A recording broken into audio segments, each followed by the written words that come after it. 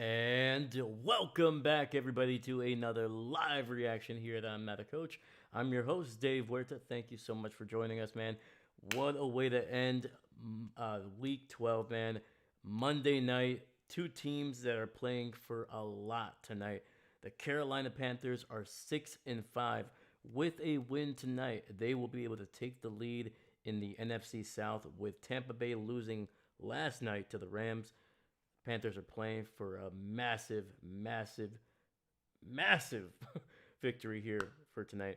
And then for the 49ers, man, obviously with the Rams winning, they are one of the top teams in the NFC, if not the top team. The 49ers need to win to be able to keep pace, to keep their hopes of winning the division alive, and also just their hopes for getting into the playoffs as well. So a lot to play for tonight. How are you doing? What are you expecting? Give me your predictions. Give me what do you think is going to happen with these teams? Are the Carolina Panthers going to be able to get it done? Can they win the division? And for the 49ers, man, can they keep pace in one of the most competitive divisions in football? Good to see you guys. We got Captain here.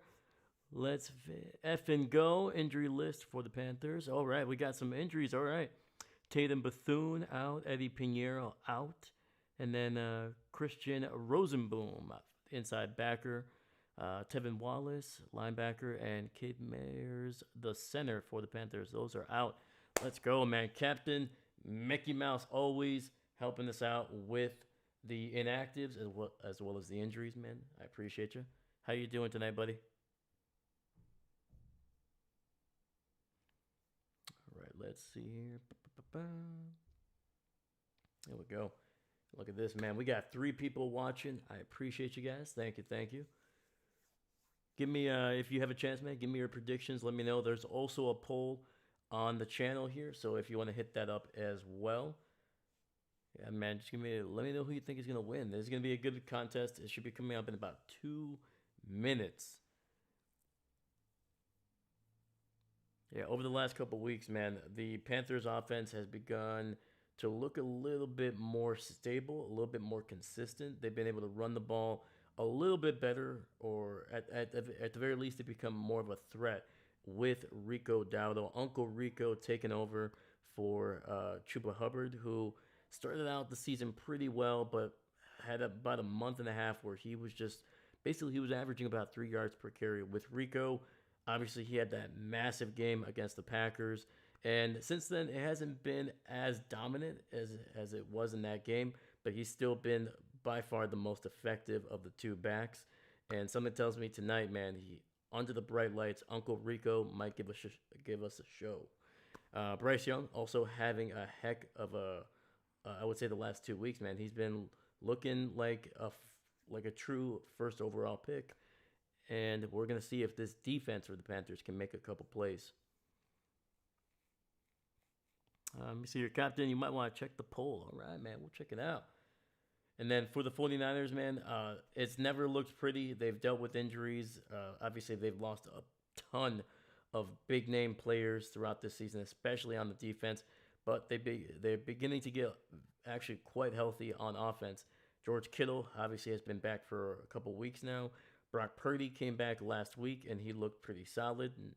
And then for the receivers, man, they're getting healthier. They're starting to make some plays. Ricky Pearsall is back, so let's see if the 49ers can put on a show here on Monday night. All right, 49ers with the return, picked up around the 20, and he'll take it down near the 29. Let's freaking go.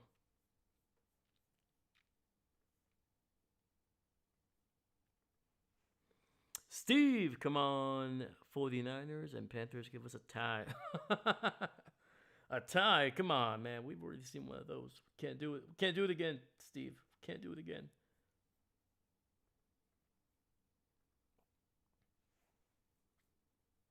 All right, man. 2 votes, and both of them for the 49ers, man. Oh, all right. All right, we got Purdy under center. Hands it off to Christian McCaffrey, and he's going to muscle his way for a gain of about 2.5.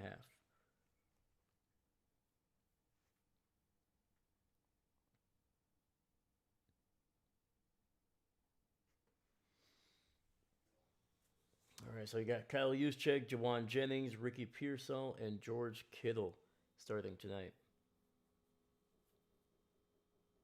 It's good to see Pearsall back, man. It's been an up and down season for this offense for San Francisco, man. Just a lot of injuries. Everyone at one point was injured except for Christian McCaffrey, oddly enough. All right. Shotgun takes the snap, looking, throws it underneath, gets it out to Christian, and he's going to be dropped for a loss of about 2. So basically, they lost the yardage that they picked up on first down. So it'll be 3rd and 10 coming up.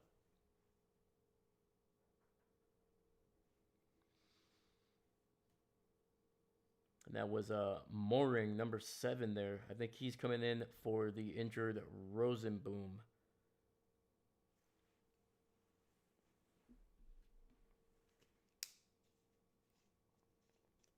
All right, Purdy in the shotgun, running back to his right. Looking, throws to Christian McCaffrey. He's got a Langle, and I think he got it. I think he got it.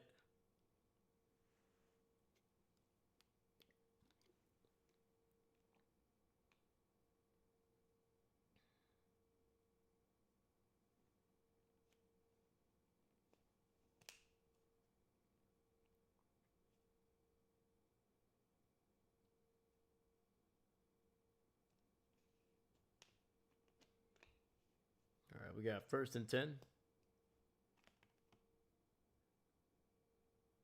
Hand off to Christian. Almost bobbled that one, and it'll be across the 40, down for a gain of 3.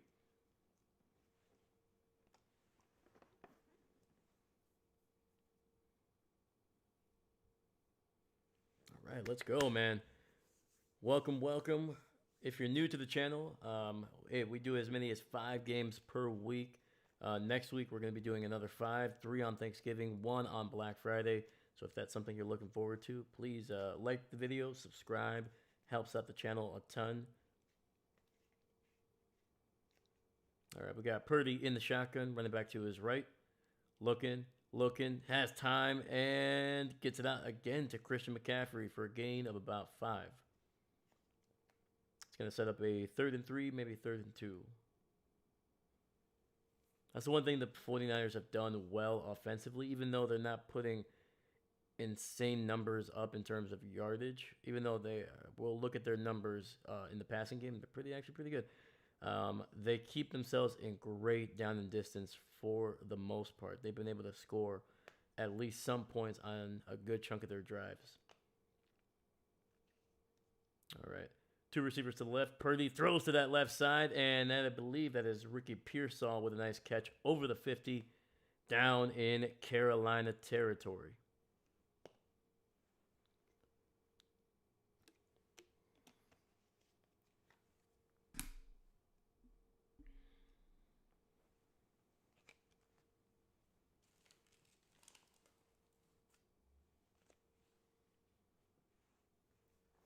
Yeah, Ricky Pearsall got shot at a couple months after getting drafted, missed the first 6 weeks of last year, and then has missed 6 weeks of this year.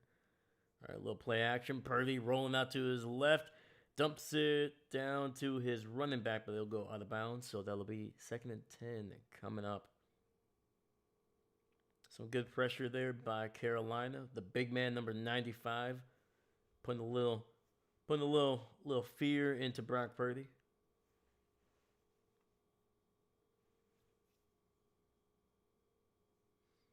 Let's go, man. We got 5 people watching. I appreciate you guys. Thank you. Once again, we do as many as 5 games per week, man. So if that's something you're interested in, please leave a like and subscribe to the channel, man. It's a great free way to support us. Hand off to the right. Good hole, and he picks up about 7 yards there, and that is, I believe, Brian Robinson, the former Commander.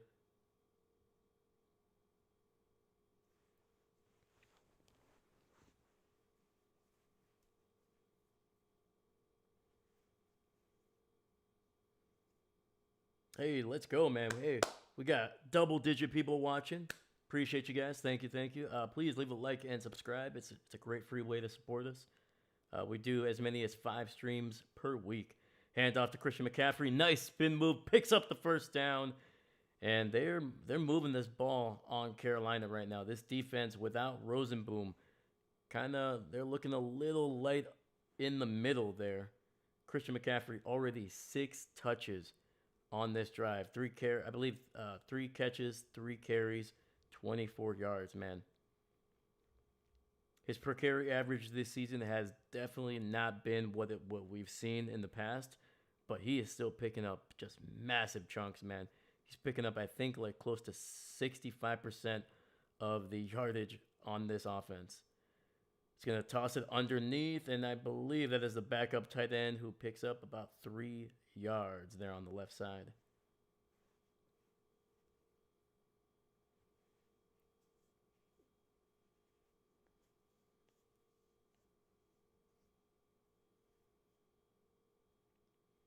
And especially if we have some new viewers. Hi, my name is Dave.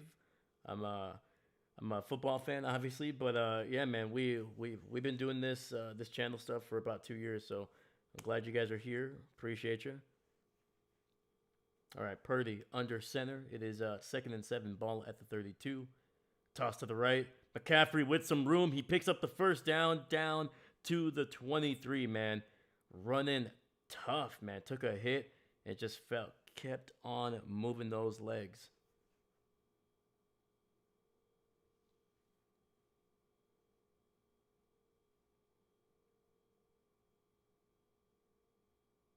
Yeah, nice little toss. He cut it right up the middle, just around where the right tackle and the right guard would have been. All right, Purdy in the shotgun, 2 backs in the backfield with him. It's going to be a little swing pass to the left. Christian McCaffrey with a blocker. He's got some room, and he picks up 7 yards before getting pushed out of bounds. And with that one, the 49ers now in the red zone. Alyssa Romo, great job. Keep it up. Hey, I appreciate you. Hey, how you doing, Alyssa? Thank you. Are you a fan of either of these teams? Who's your team, and who do you think is going to win tonight? Let me know.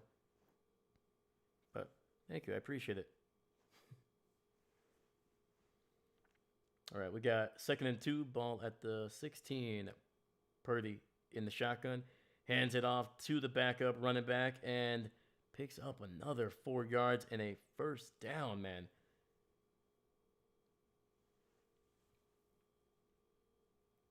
And when we get to the first commercial break, I'll bring up the stats sheets that I have for these teams. Jesus. Sorry, Carolina nearly got caught with 12 men on the field. The 12th guy was literally dove out of the field. That's the first time I've ever seen that. But yeah, you'll see where these teams rank offensively and defensively in like all the major categories. And surprisingly, let me see here. Alyssa, hey, we got 49ers all the way. Man, I respect it. I'm a Packer fan, so your 49ers have caused me a lot of pain over the last like 15 years, especially in the playoffs. But right on, man. That's awesome. And they're doing well this year. They're staying in the race. 7-4, man. It has not looked pretty, but they've been winning consistently. So it was a run up the middle, didn't pick up anything. So 2nd and 10 coming up here.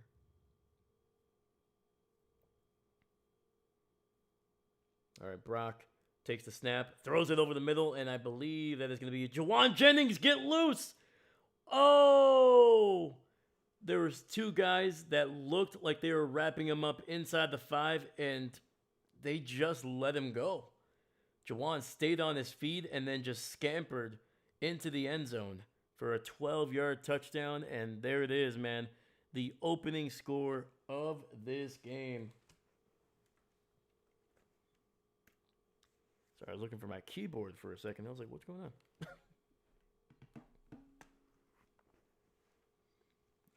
Well, Alyssa, your team just got you a touchdown here. Let's go. And the extra point is good as well. All right, man. With 6:17 left in the first, man, the 49ers taking their time.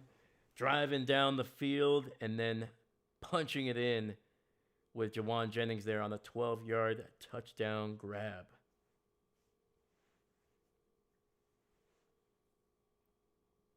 All right.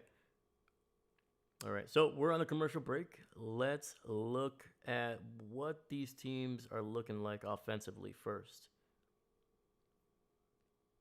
So, starting on this side right up here with the Panthers, they are putting up a 187 through the air. That is good for 27th.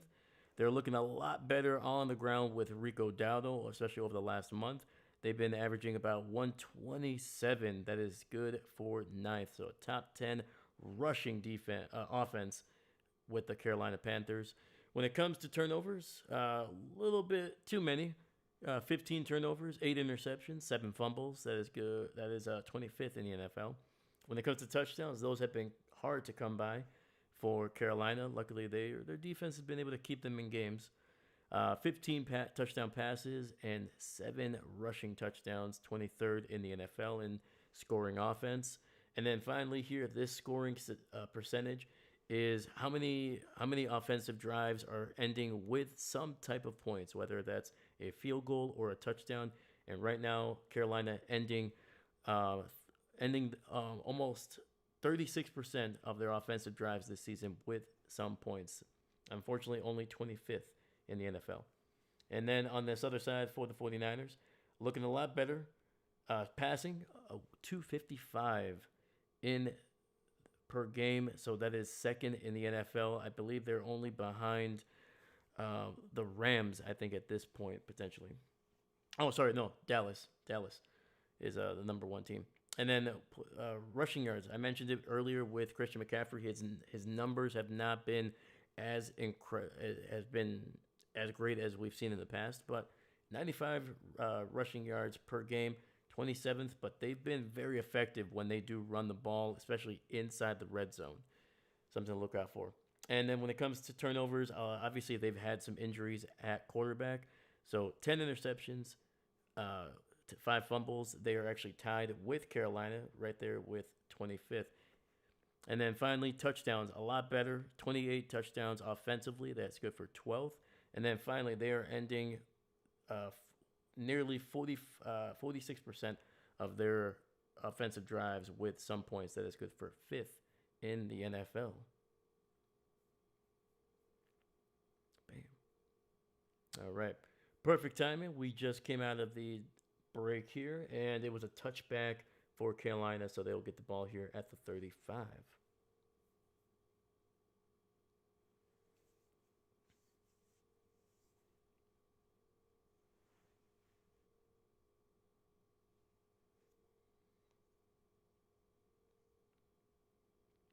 Yeah, Bryce Young, man, had a heck of a game last week. So hopefully he can keep it going here, man, because the last thing we want is another blowout here in prime time. All right. Hand off to Rico Dowdle, patiently waiting for the hole, and he will pick up about 4 yards there.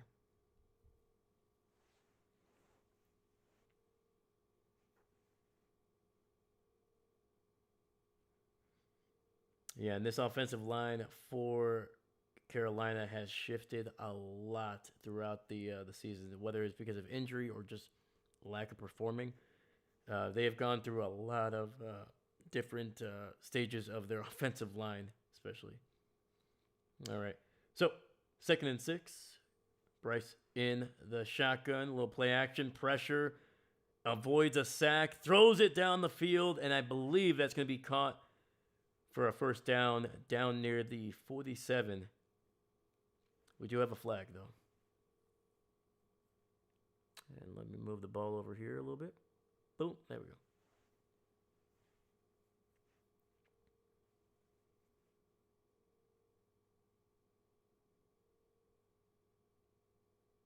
Whew. Yeah, Bryce just got lit up, man. Got straight up hit right in the helmet. Chris Lasso. Good evening, brother. Good evening to you, sir. How you doing, man? Long time no see. How's the family? And do you have any plans for Thanksgiving, man? All right, we got Young in the shotgun, running back to his right. Takes the snap, throws it underneath to Rico Dowdle, and he will fight for about 2 yards there. So we got third down coming up. So previous catch, unfortunately, was wiped away by a holding penalty. So that's why it was second down. All right, so this will be third and I think about 7, maybe 6.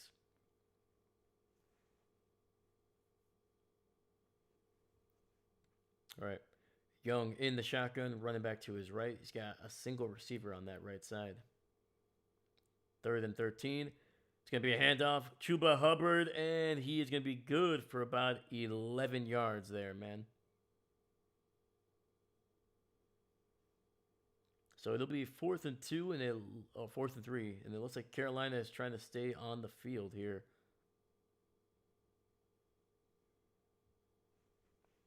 And they're going for it on 4th down at 33% of the time. That is the most in the NFL. But apparently, despite Young trying to stay on the field, they're telling him, nope, come on, get off. We're going to punt it away.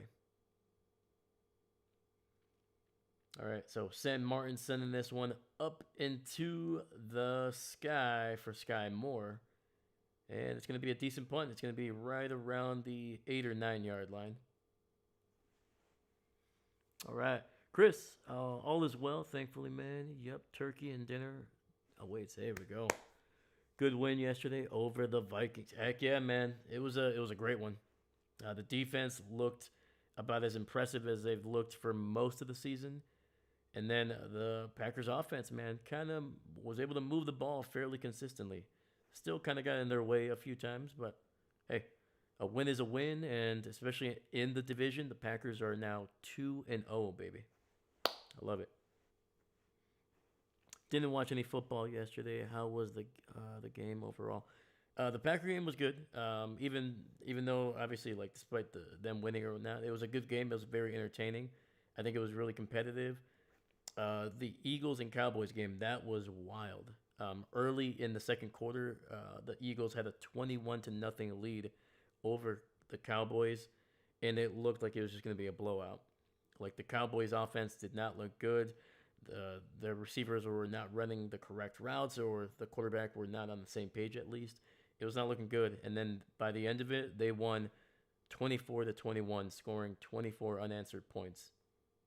So, C-Strom! Good morning.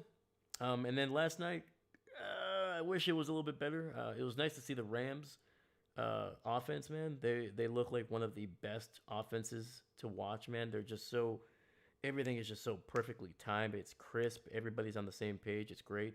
But unfortunately, it was a blowout, so it was not too exciting. And we only got 3 points in the second half by both teams. Yeah, it was. Ugh.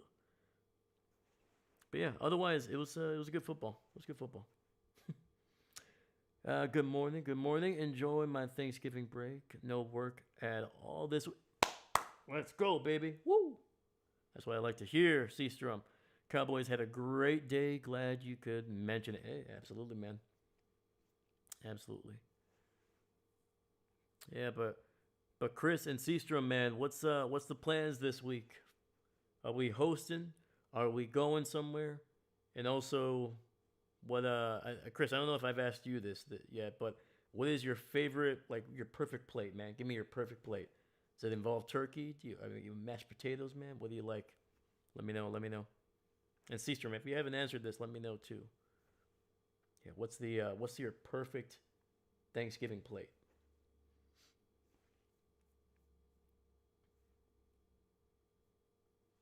All right. 1st and 10, ball at the 8. Purdy under center. Play action, looking deep down the field, throws, and it's intercepted! To the 25, to the 20, to the 15, and down he goes. And Carolina with a turnover, man. And that is the 11th interception for the 49ers. Woo. Wow. Seastrom hosting tomorrow I gotta go pick up relatives a few hours away. Oh, there we go, man. Don't forget the Golden Corral roll. Oh, absolutely, man. Is there? I'm gonna actually. That's good, man. Thank you for the reminder. I'm actually gonna set it now. Yeah, I usually bring the desserts for Thanksgiving. I go to like a local bake shop here that I have in my hometown. Not my hometown, but where I live. And dude, they make the best pies, man. So yeah, but I gotta get some rolls, man. That's gonna be good. All right, play action. Bryce rolling to his right. He's gonna take off and he'll pick up about 4 yards actually. Wait, who is the quarterback right now? I haven't watched the 49ers much this year. Is it Purdy? Purdy is back. He came back last week, and he played pretty well. Yeah, they got a win. He played well, but unfortunately, this throw here, a little bit behind the receiver there, so that gave the defender a chance to kind of undercut it, and they were able to pick it off. So, yeah, Carolina with the ball here. It is now 2nd and 5 at the 11-yard line of San Francisco, so they're in scoring position. Rico Dowdle with a run, and he picks up. Actually, they're going to give him. He rolled on top of a player, so he picked up 4 yards there. Nice. Yeah, it was. Oh my God, I'm forgetting his name now, but who was the backup? He was drafted by the Patriots. Mac Jones, McCorkle. There you go. McCorkle Jones. Yeah, he started I think 5 or 6 games this year, and for the most part, I think he only lost once or twice. So, all right, 3rd and 2, handoff. Nope, play action. Bryce running, and he's down at the 2-yard line, and that'll be 1st and goal for the Panthers here. And Alyssa, hey, there we go. Hope you have a great Thanksgiving. Absolutely, you too, Alyssa. Thank you for dropping in here. Hopefully, if you stick around, let us know. But yeah, happy Thanksgiving to you.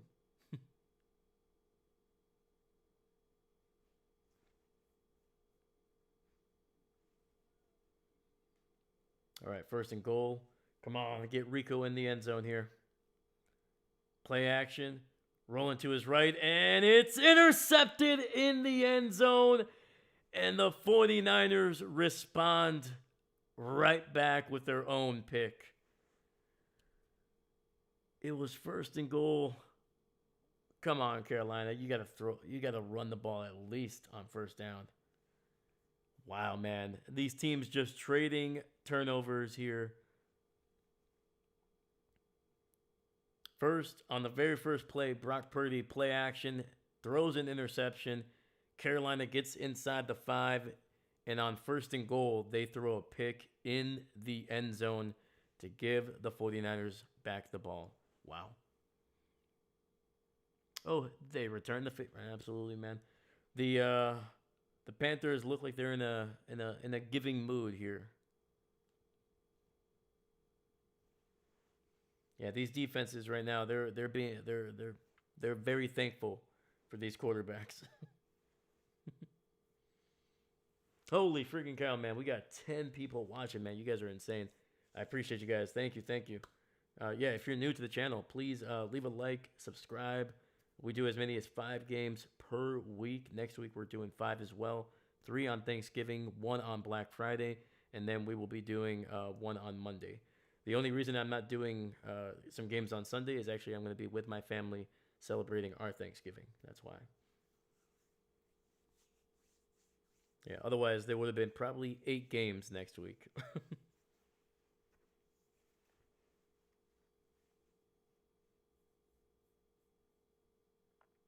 Yeah, I'm trying to remember. I think I did 7 streams last year.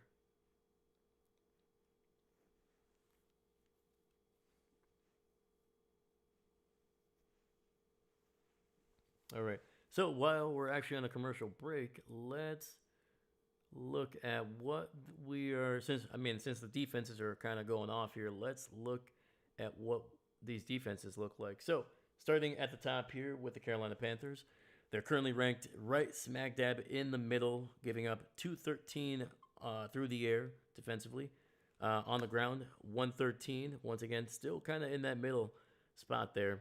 And in terms of turnovers, coming into this game, they had 11. Obviously, they just got their 12th turnover. So they're ranked 18th in turnover. And then finally, giving up touchdowns, 13 passes, 13 rushing touchdowns. That is good for 18th in the NFL. And finally, when it comes to getting pressures, this pressure stat accounts for sacks, hits, and hurries on the quarterback. So it's kind of a hodgepodge of all the kinds of effects that a quarterback could deal with a defensive pressure. And right now, the Carolina Panthers are the second worst defense at getting pressure on the quarterback. All right, well, looks like we're back here.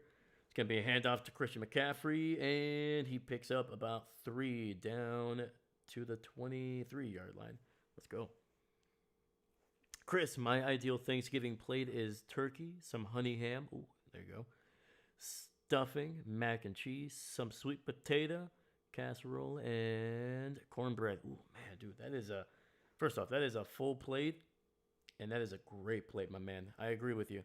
The only thing I would swap on, I'm not a big mac and cheese guy. I'm a mashed potatoes guy. Mashed potatoes and gravy. That's the only thing. Otherwise, everything else, I agree with. 2nd and 6. Throws it underneath to McCaffrey. Makes a man miss. Gets the first down across the 30. And will be downed at the 33. There we go. See, Strom, I wonder if there's ever been a game that was just a battle for most interceptions. Ooh, that's a good... I think if you Googled the most interceptions thrown by a quarterback, I think you could easily find that for sure, even without Googling it. I think if you just looked at like who holds the record for the most interceptions in a game, something tells me. But yeah, I feel like within the last like 5 years, there was definitely a game where I think each quarterback threw at least 3 interceptions, at least.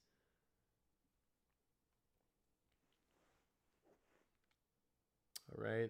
He's in the shotgun, and well, that's the end of the first here, man. So we're headed to the second quarter. They're going to go to a commercial break. All right, Chris, and no, I am not hosting, thankfully. Oof. That can be a little bit of relief, especially because all you got to do is just bring some good food, and that's it. Loving the stats. Good stuff, man. Hey, I appreciate you, man. Thank you. Yeah, I introduced those, I think, was it last week or 2 weeks ago? And yeah, just to kind of give people a little bit of context of like what these teams are kind of, where they are kind of in a sense. It gives us a little bit to talk about. So yeah. But yeah, man, I appreciate you. Thank you, man. Let me see here. Seastrom, I know Goff had 5-1. Yeah, what was that last year? I feel like I know I watched that game for sure. I just can't remember if that was last year or 2 years ago. God, dude, 5 interceptions and still winning. It's insane.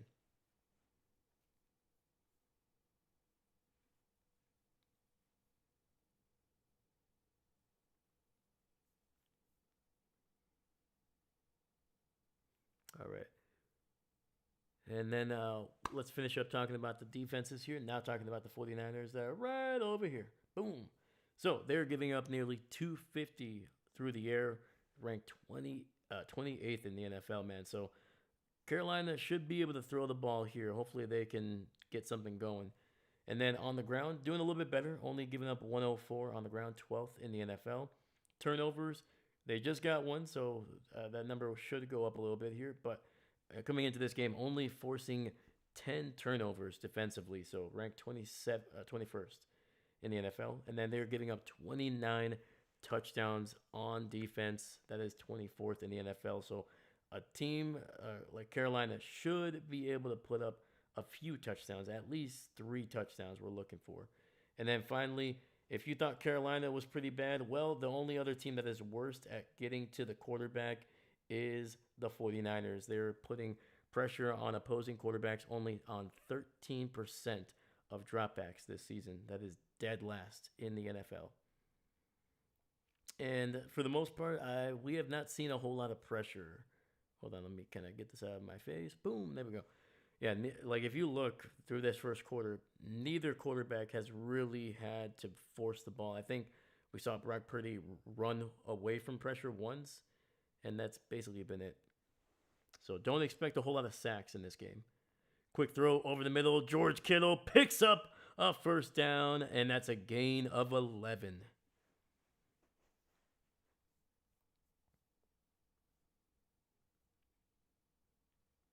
All right. And I do apologize if my voice sounds a little off. I went to my first Badger game, well, football Wisconsin Badger game, first college game actually, on Saturday, and yeah, they won 27-10, and there was a lot of yelling. I was actually able to storm the field after the game with a bunch of other people, so we were able to get some awesome videos and pictures. And there's going to be a drop back pressure, and it looks like they're actually setting up a receiver screen, but that picks up about 4, maybe 5. But that does explain why my voice might sound a little wonky today, so still trying to recover.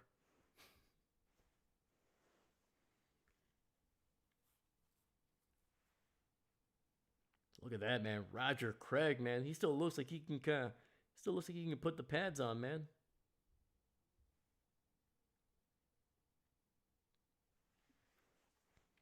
49er legend there. All right, 2nd and 7, and it's going to be a handoff to Christian McCaffrey. He'll get it across the 50, down to about the 48. So looks like a 3rd and short coming up. And Seastrom, hey, glad you had fun. Oh yeah, man, plenty of fun, man. It was awesome. It was freaking awesome, man. And yeah, Wisconsin has not been playing well this year. They've actually won, I think, only 3 or 4 games, and 2 of them have come in the last 2 weeks. So yeah, so not a very successful season, man. But it's good football it's always enjoyable, man. Especially if you get some really good people around you. And McCaffrey up the middle, and he's taken down after just a gain of 1, and it'll be 4th and maybe inches here for the 49ers. All right, we got 12:45 here left in the second quarter. They are in Carolina territory, so it looks like it looks like they're staying on the field here, man. Gonna go for it on 4th and 1.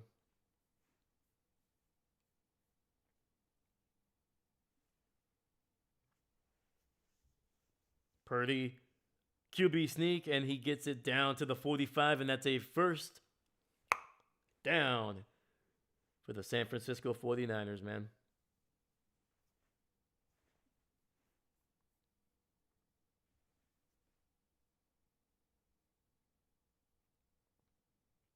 Yeah, man. Brock Purdy, he's looking healthy, man. He almost ran right past his center there, Pooney. All right, 1st and 10. Purdy in the shotgun, running back behind him. Hands it off to Christian McCaffrey, and Christian, keeping the legs churning, picks up about 4 yards there.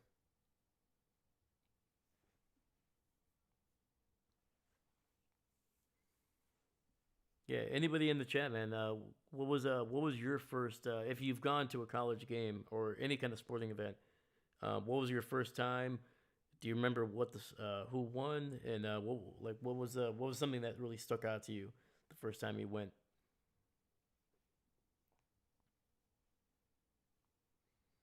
All right, Purdy in the shotgun, running back to his left. Pressure. Purdy runs to the 35, and he dives forward down to the 31-yard line, and that's a first down. Okay, I see Brock with a little bit of...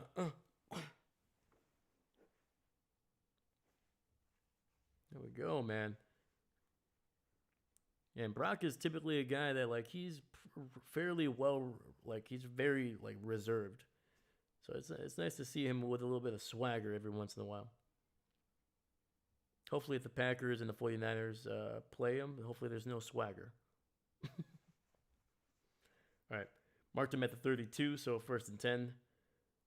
Looking, scanning the field, and he finds, I believe that it's Jawan Jennings, gets it down to the 28. I think Jawan might have lost a shoe on that one, so he's headed to the sidelines. Gosh, first time, honestly, don't remember who they were playing. It was an A&M game, and I think we won. Let's go. It was loud. Chants were fun. Heck yeah, man. That's awesome, man. Heck yeah.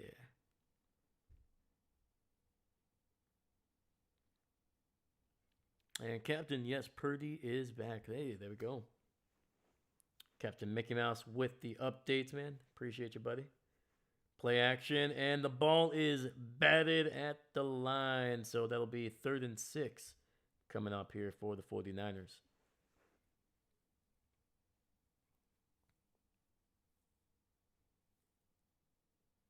Yeah, man. Luckily I was sitting next to somebody that had apparently been a season ticket holder for, I think they said, close to like 20 years. And they were nice enough to actually offer me like one of their seats. They had like cushioned because for the stadium for the Badgers, Wisconsin Badgers, it's all steel or metal bleachers. So it was 39 degrees when I went, and there was a 20 mile per hour wind. So it was very, very cold. And let's just say those benches, no matter what happens, no matter how long you sit there, they're not getting any warmer. Yeah, let's just say my buns were a little cold. But anyway, luckily they had some seats that kind of like they put them on there, and yeah, he offered me um, a seat to kind of stay a little bit warmer, and it was awesome, man. His name was John and his wife. So shout out to them. Very welcoming, very respectful. So awesome. It was great to be able to experience that game with somebody that had seen a lot of Badger football. And then finally, they yeah, like the so in between the third quarter and the fourth quarter, they do the what's called jump around, where for like 3 minutes they just play jump around, and that's all you do. Like the lights are going crazy, and everybody's in the stadium. All the players are just jumping on the field, in the stands. It's awesome. All right, Purdy alone in the shotgun, 3rd and 6. Pressure, steps up and delivers, and he's picked off again in the end zone. Trying to get it to Ricky Pearsall, and the ball was just underthrown, man. And for the second time tonight, Brock Purdy is picked off, this time by Mike Jackson.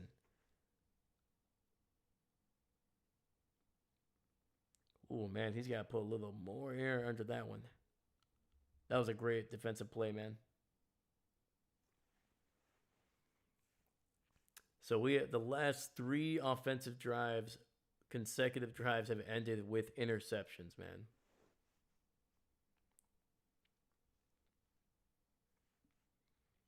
Seems like these quarterbacks are in a giving mood right now, man. They're just chucking the ball to these defenders, man.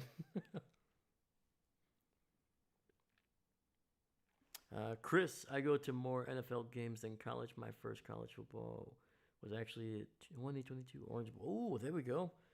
Down here in South Florida. Clemson versus Tennessee. Fun game. Tennessee took that one. Nice, dude. Heck yeah.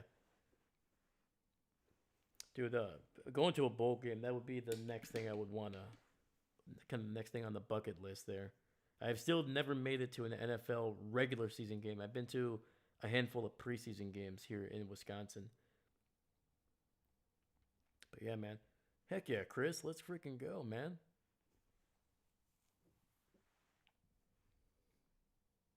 Chris, have you made it to a couple, any games, college or NFL? Have you made it to a couple games this year?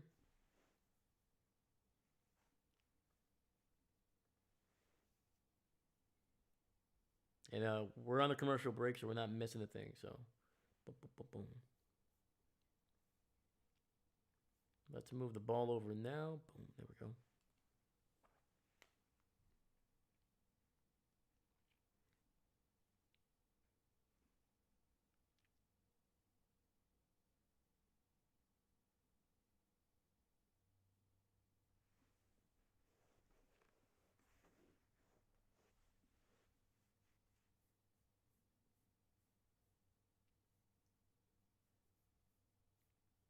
Let's see here. Ba-ba-ba-ba. Yeah, looking at the stats here, Bryce Young, 1 of 2 for 3 yards, and he's thrown a pick. Brock Purdy, 10 for 14, 60 yards, 1 touchdown, 2 interceptions so far, man. Absolutely wild. And I went for free. Someone I used to work with couldn't make it, so they got 4. Oh, heck yeah, dude. 10 rows from the field. That's freaking awesome, man. Heck yeah, dude. And Bryce rolling out to his left. He throws, and I think that was the rookie picking up about 5 yards there on the catch. None this year, actually. I've been slacking. Hey, it's all right, man. Went to 2 last year. Let's go, man.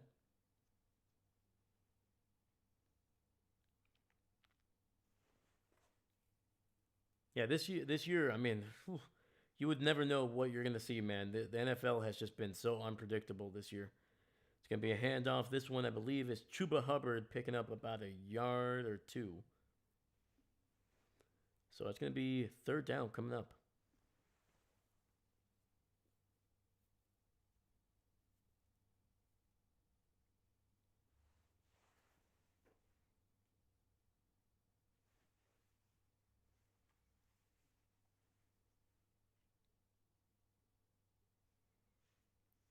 All right, ball is at the 28 here. Bryce in the shotgun, running back to his right. 49ers showing a lot of pressure. They send 4 here. And it goes in and out of the hands of the rookie McMillan. Hit him right in the belly.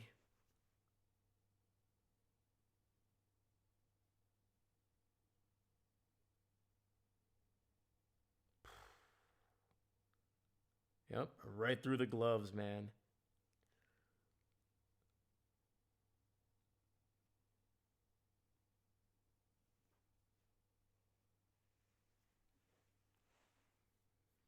So neither team has been able to take advantage of the turnovers, man. 3 turnovers, 0 points off of them. It's not a great punt. He's going to get a good bounce. It's going to be inside the 20 and down at the 17, and that's where the 49ers will take over here. That's my number 1 receiver this week in fantasy. Oh, no. Oh, my God, man. McMillan, we're going to be rooting for McMillan in this game. I'm going to do it for you, Chris. I think my grandma could have caught that one. I mean, there was nobody on him, man. It was a great route, but McMillan, man, he was able to get separation. It's a little comeback route, basically. And granted, Bryce, could he have thrown it a little bit higher? Kind of put it right here, sure. But I'm like, it's kind of meant to be kind of towards the sidelines because it's designed for just in case the defender can't undercut it. So yeah, I don't know. It could have been a better ball, sure, but I mean, that's I would say that's 99% on McMillan on that one. That one went just right through his hands. Yeah, right now I have Rico Dowdo as my RB1 in this game. Thankfully, I've already won my matchup, so it's just going to be icing on the cake. I'm just hoping Rico has a couple touches just to make sure that he is not going to lose that starting job.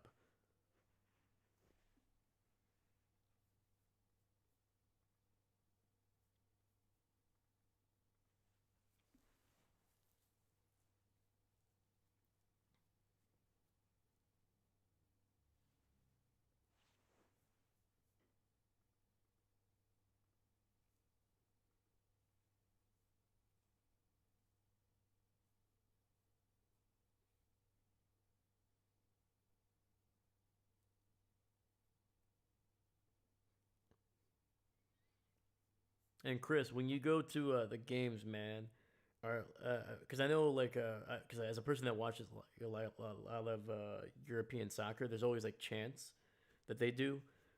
Are there chants in NFL games, man? Like if you go to like a specific team or the team that you go to, are there like chants, or is it just kind of like the wave and just kind of whatever random thing is? Let me know.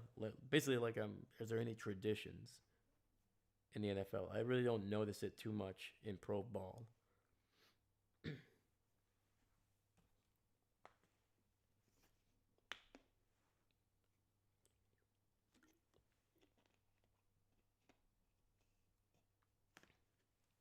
All right, we got Purdy under center, use check in the backfield with Christian McCaffrey. Going to be a toss. Fumble. Oh my god.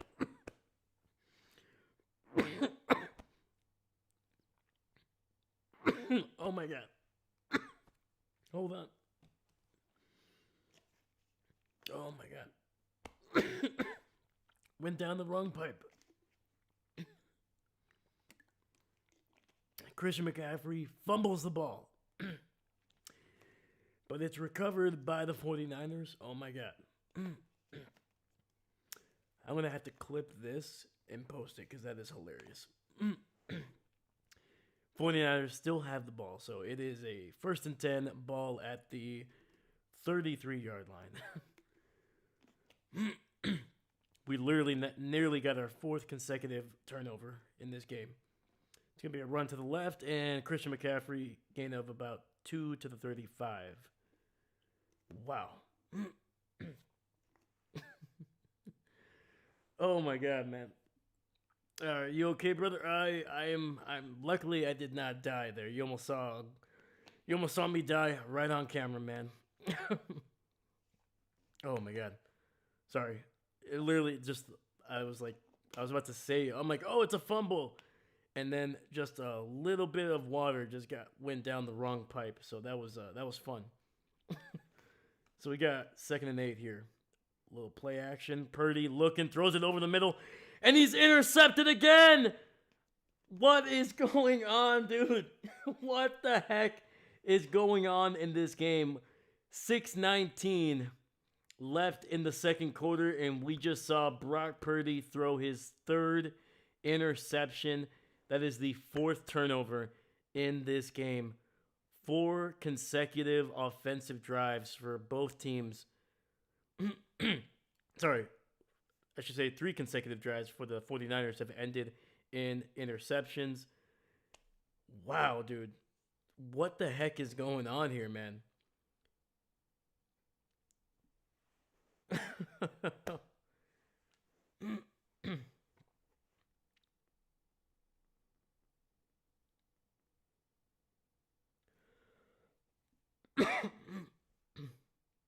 All right, there we go. Should be back. Should be back to normal. All right, Carolina with the ball here. Young in the shotgun, looking, dumps it underneath, and it's going to be a pickup of about 10 yards.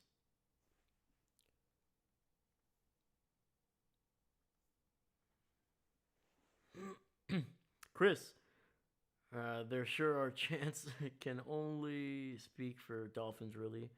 So I've only been there to the Dolphins game, but Dolphins fighting songs, which is basically our team anthem. Let's go. Heck yeah, man. All right, we got 1st and 10 ball at the 22. This is the 2nd time Carolina has been able to get a turnover inside 49er territory. Young with a handoff gets it out to Rico Dowdle, and he picks up about 8 yards there to the left. And then positive many other teams have other sorts of anthems or chants. I know KC definitely does. Oh yeah, they have the tomahawk kind of thing, right? I know that's also FSU's kind of celebration.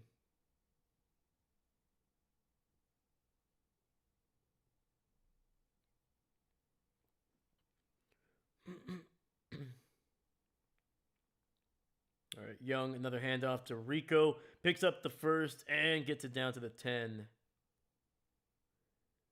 And it'll be almost 1st and goal here for the Panthers.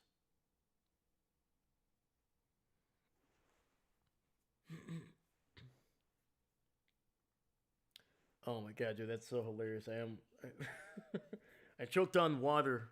That's that just happened. Wouldn't be a Monday night if not something weird didn't happen. All right, fakes the toss, rolling to his right, trying to find somebody down the field, and he gets taken out of bounds right at the line of scrimmage.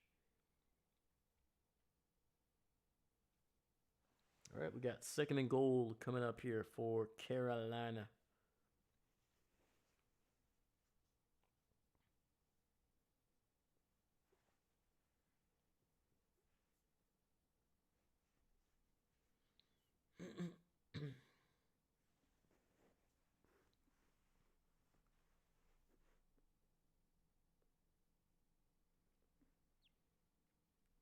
All right, second and goal. Toss to the left, gets it out to, I believe that is number 18 for a gain of about 5 or 6 yards. Got it somewhere around the 5.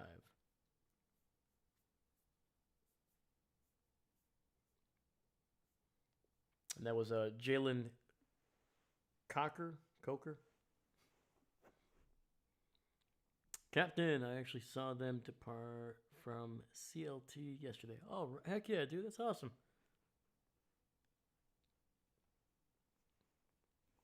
All right, we got third and goal. Bryce in the shotgun, ball at the 4. Tossing it to Chuba Hubbard, and nothing on that one, dude. Lost 4 yards back at the 9.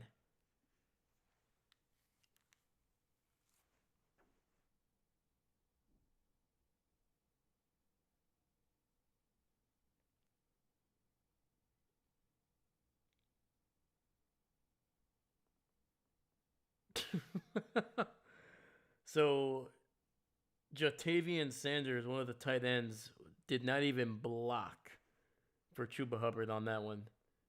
He just literally left him just to kind of try to break 2 tackles, and that did not happen. All right, well, Fitzgerald gets the Carolina Panthers on the board here. So,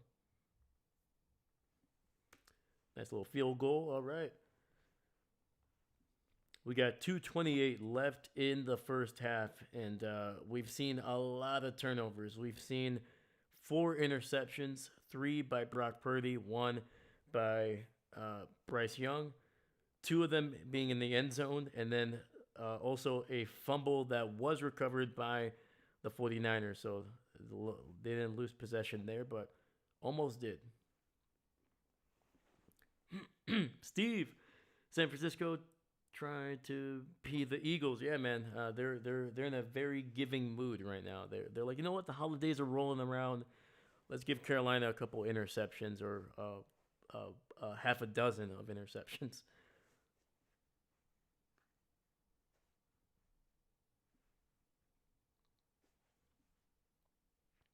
Yeah, dude, 3 interceptions, man, on back to back to back drives.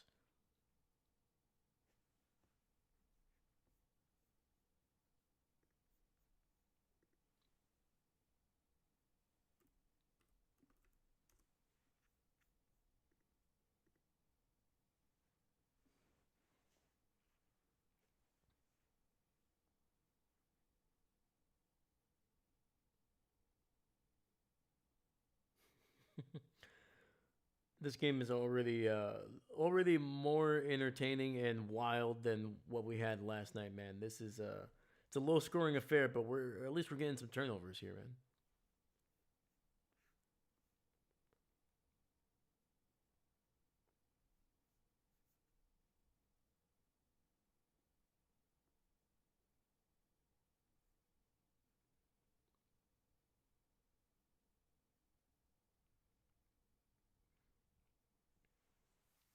Yeah, the Panthers have had the ball inside the 5 on 2 drives, and they've come away with a single field goal. No, that's not good. That's not good.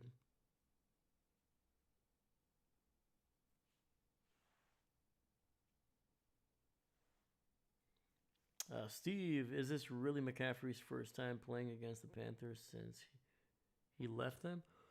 Oh man, I think you're right, man. I think that might be true.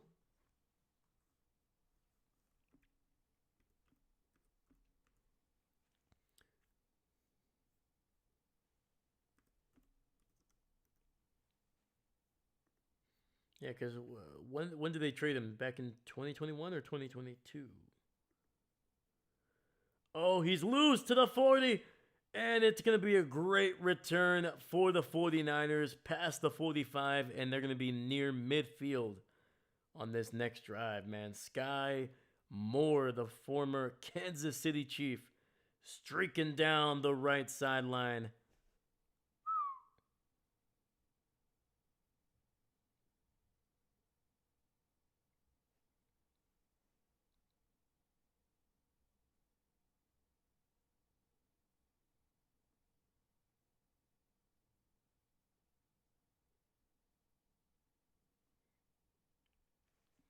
How about Jameis Winston? Yes. Oh, dude, Jameis. Jameis, man, has been a wild man. It's gonna be a throw to Ricky Pearsall and gets taken down actually for a loss. So second and apparently they're saying second and 10.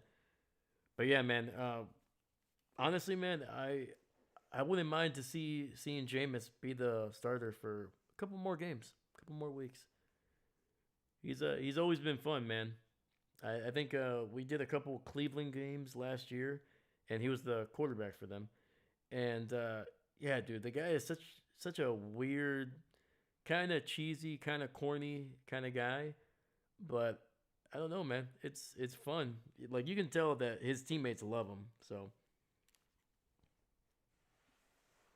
but yeah, man, frick, Jameis, man. Yeah, he caught it. What? Didn't he catch a touchdown pass too? Right, that was his first career reception or touchdown reception.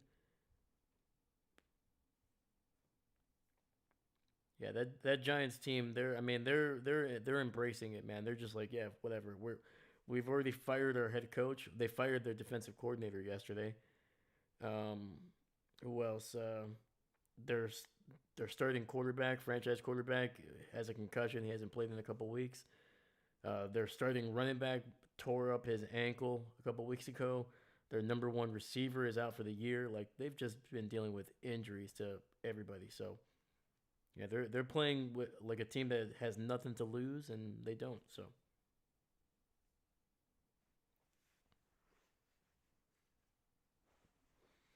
Captain, speaking of last night, guess what time I stayed up till 12 a.m. so I could see the Seahawks land and just woke up at 6 a.m. Oh, a lot. Holy cow, man! That's a long night, my dude.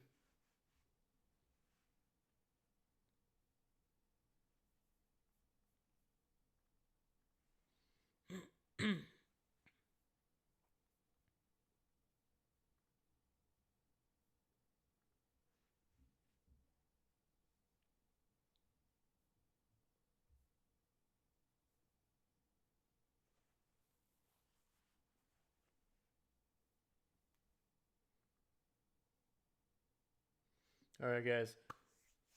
What do you guys think? Is Brock gonna throw his fourth interception? I did not think he was gonna throw a second one, and I definitely did not expect him to throw a third one just over the middle, just lollipop it up there.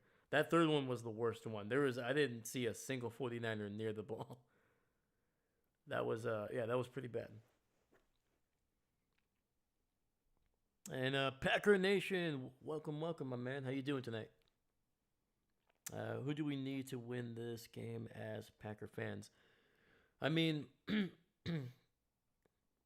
at this point, I guess Carolina, because we lost to them, so we don't want them to be in that playoff race or at the. It's gonna be tough because if the Buccaneers don't win the division, it doesn't matter because Carolina can get to the playoffs anyway.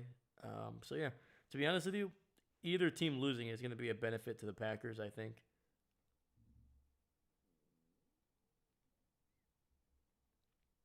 Yeah, I think if San Francisco loses, the Packers will be able to jump them in the standing, so that might benefit them right away. So choose your poison, really. over the middle, and it's nearly intercepted again. Jesus. I don't even like the 49ers, and this guy's giving me anxiety. Come on, man. Brock, get it together, dog. How do you overthrow one of the biggest human beings on the field in George Kittle? Like, that was not even close. George tried to just jump up there with one arm just to bat it away, and he didn't even touch it. That's how high that ball was. Jeez. Looking like J.J. McCarthy with those throws, man.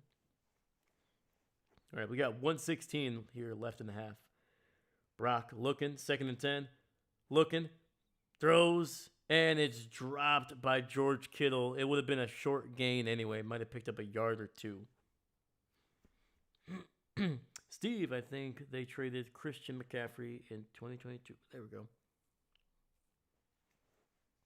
Gotcha. Yeah, I was looking that up and I lost track of what I was doing.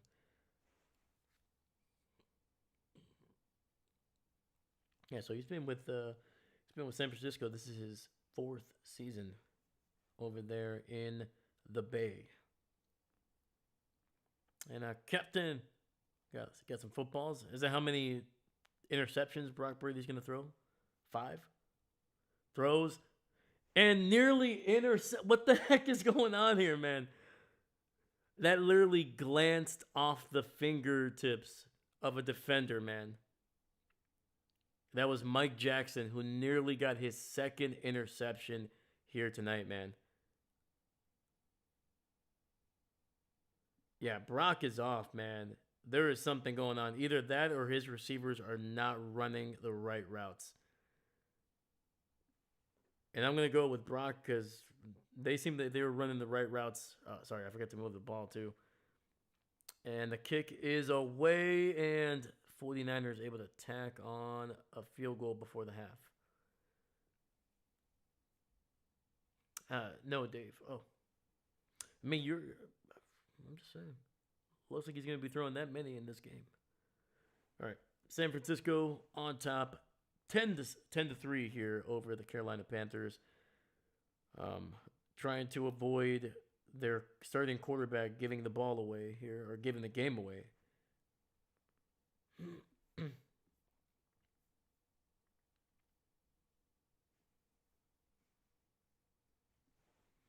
Let me see here. It's for the possession you didn't. Oh, gotcha. There you go. My bad, man. My bad. Oh, there we go.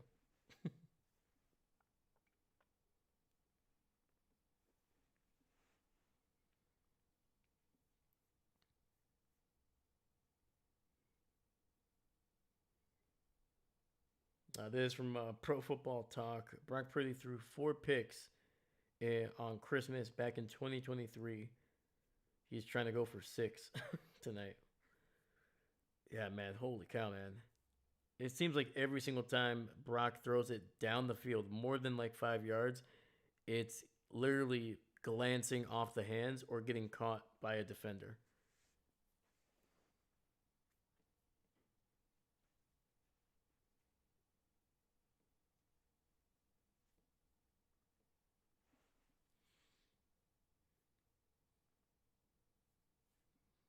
All right, so we're still in a commercial break here.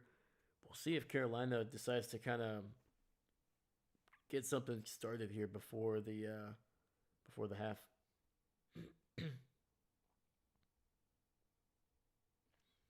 It looks like the Panthers leave at 10 p.m. Oh, after the game?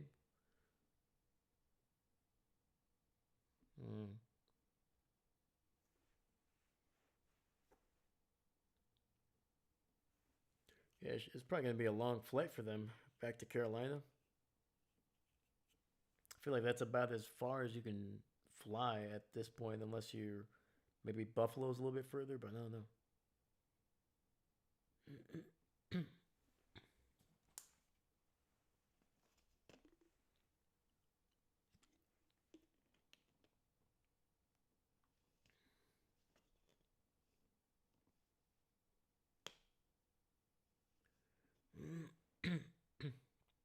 Chris, do you track Fitz Moon?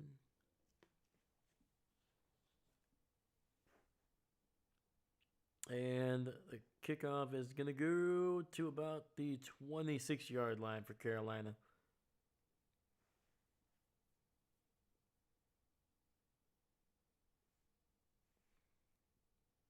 And then they get back at CLT at 6:10 a.m. Oof, that's a long freaking flight, man. Yo, yo, yo, we can get the party started. David, what up, man? Oh, there you go. Do you track flights? There we go, yep. Oh yeah, Captain Mickey Mouse. Absolutely, man. Always with the travel information, man. He's the man. Yeah, he's definitely the person to go to. It's gonna be a short catch, and that'll pick up about 5 yards there. Clock is gonna continue to run.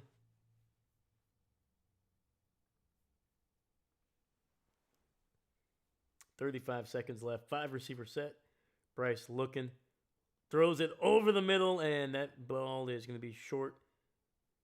3rd and 4 coming up. Clock is stopped at 28 seconds after the incompletion. David, who do you got tonight, my man? And also, welcome.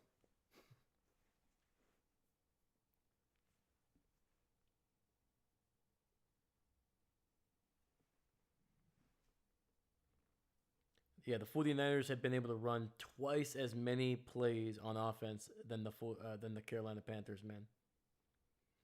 Throw, and that's going to be incomplete, not on the same page as his receiver. And that is going to be a quick 3 and out for Carolina.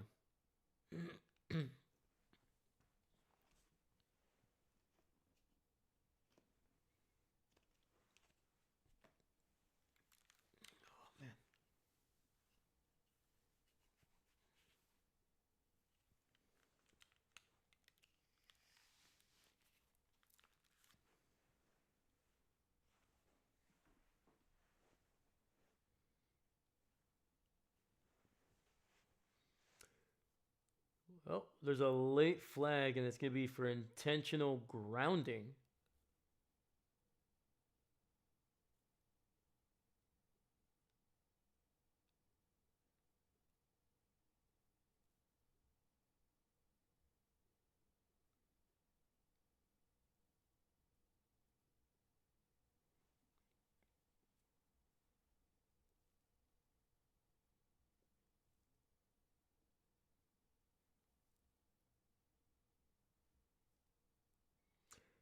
So to me, that's a bad flag.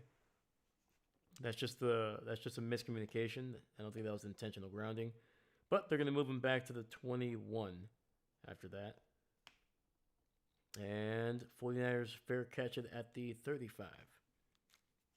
Steve, this game made me laugh more than any stand-up comedy and SNL ever did, and I don't laugh on these.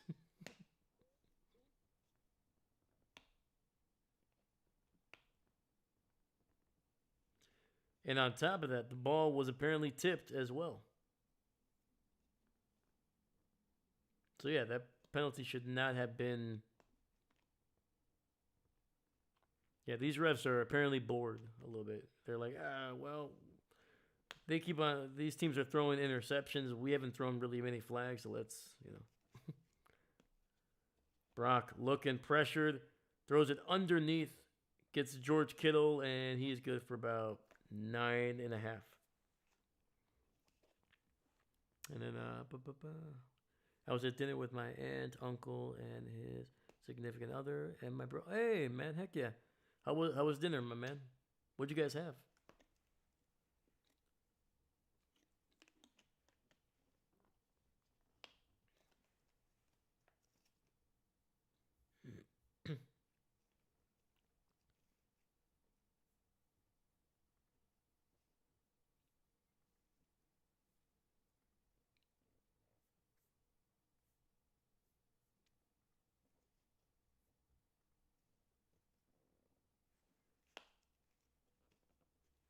All right, so we got 9 seconds left. San Francisco did use a timeout, their second one of the game. 2nd and 1. Brock looking pressured, running, He's gonna throw, and that's gonna be very close to a catch. We'll see what it is, and that's gonna be incomplete.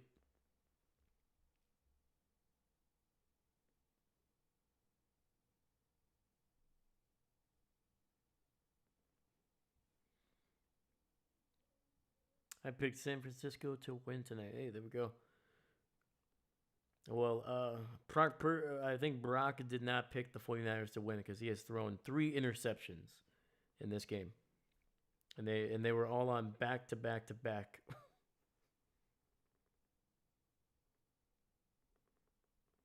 Yeah, man. 3 drives ending in 3 interceptions, one of them in the end zone.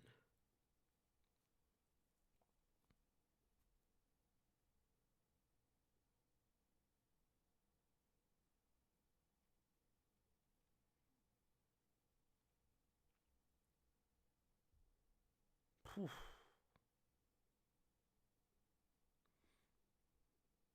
Oh, jeez. Yeah, man. And the worst thing is Bryce Young also threw an interception in the end zone too. So these quarterbacks are just like, yeah, we could score touchdowns, but like, nah, we're good. Yeah, Carolina has had the ball twice inside the 49ers 5, and they have come away with just a single field goal on both of those occasions, or I should say on combined. So not a whole lot. Underneath to Christian McCaffrey, and he will get it down to the 37, but time has expired, and that is how we will end the half. It would be fitting for this season if the Panthers win the NFC South this year. 100%. Yeah, because I'm trying to think here. I know the NFC East has not had a team win consecutive back to back to back, whatever division titles in like 20 plus years. But weren't the NFC South was like that for a little bit until obviously Sean Payton and Drew Brees were doing it for a couple of years there. Well, luckily I didn't miss any pick sixes. No, we almost got one. They tackled him, I think, at the 11-yard line. So he almost got it for us, man. He almost did it. And I think I'll have to double check. I think he even threw a spin move. So he was trying, man. He was trying. I think that was Mike Jackson. So shout out to Mike Jackson, trying to give the people what they want. Spin moves and pick sixes. He tried, man. But the 49ers, of course, they're like, no. Trying to tackle him. Just rude.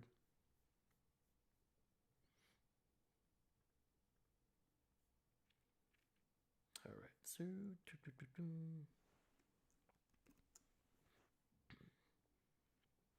all right, man. We are currently at halftime here, man. So the good news is it's not a blowout. We're not getting a whole lot of points, though. We have gotten a lot of interceptions. We got 4. We almost had a fumble by Christian McCaffrey as well. It was nearly recovered by the Panthers, so that would have been 4 turnovers for San Francisco in the first half. But even after they recovered it, I think a play or 2 later, that's when Brock threw his 3rd interception. So,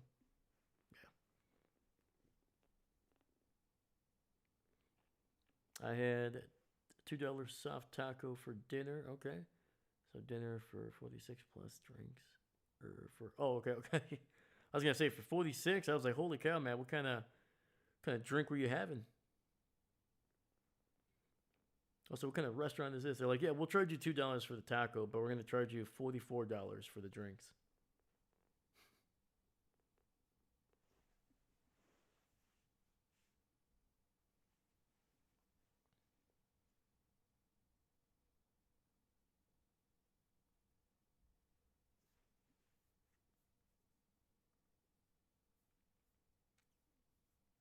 All right, let's look at the halftime stats here while we're at halftime. Well, at least the game hasn't been completely boring for the score. I mean, it could have been 8 punts. Yeah. Thankfully, no. Luckily, not too many punts in this game.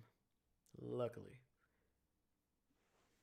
All right, so this is where we're at in terms of numbers. Bryce Young, 6 of 10, 28 yards, 0 touchdowns, 1 interception. Rico Dowdle, 4 carries, 19 yards. Why is Carolina not running the ball? Bryce Young, 3 for 13. Jimmy Horn with 1 catch for 11 yards. Everybody else has either 1 catch and 6 yards or less.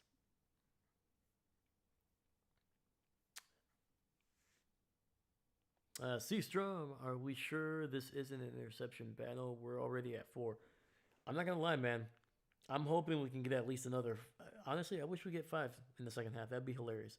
If it stays like this, there better be at least 5 interceptions or at least 5 turnovers. That would be hilarious to watch. And like at the worst times too, like you're like, oh man, they're driving down the field, and then boom, just a bad snap gets fumbled. You know, make it entertaining. Give us a little bit of hope that there's going to be a score, and then just pull the rug out from under us.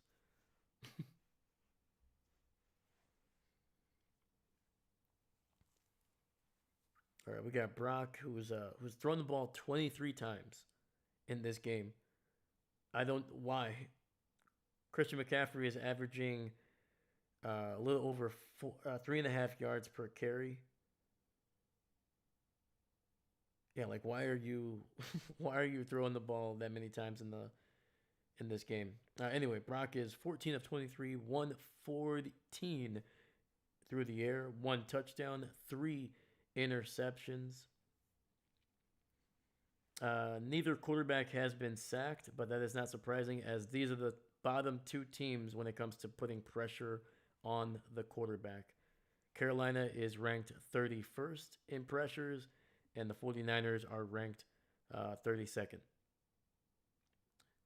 So, yeah, terrible. Not able to get to the quarterback, and you can kind of see it, man. Both of these guys have been able to just stay in the pocket, but the fact that they have not been able to find people down the field consistently is, I don't know, it's weird. All right, George Kittle, 3 for 45. Christian McCaffrey, 5 catches for 40 yards. And then Jair Brown has the 1 interception for the 49ers. And then, what do we got here? Where are you? Where are you? There we go. J.C. Horn, 2 interceptions, and Mike Jackson with 1. Mike nearly got his hands on another one before the half.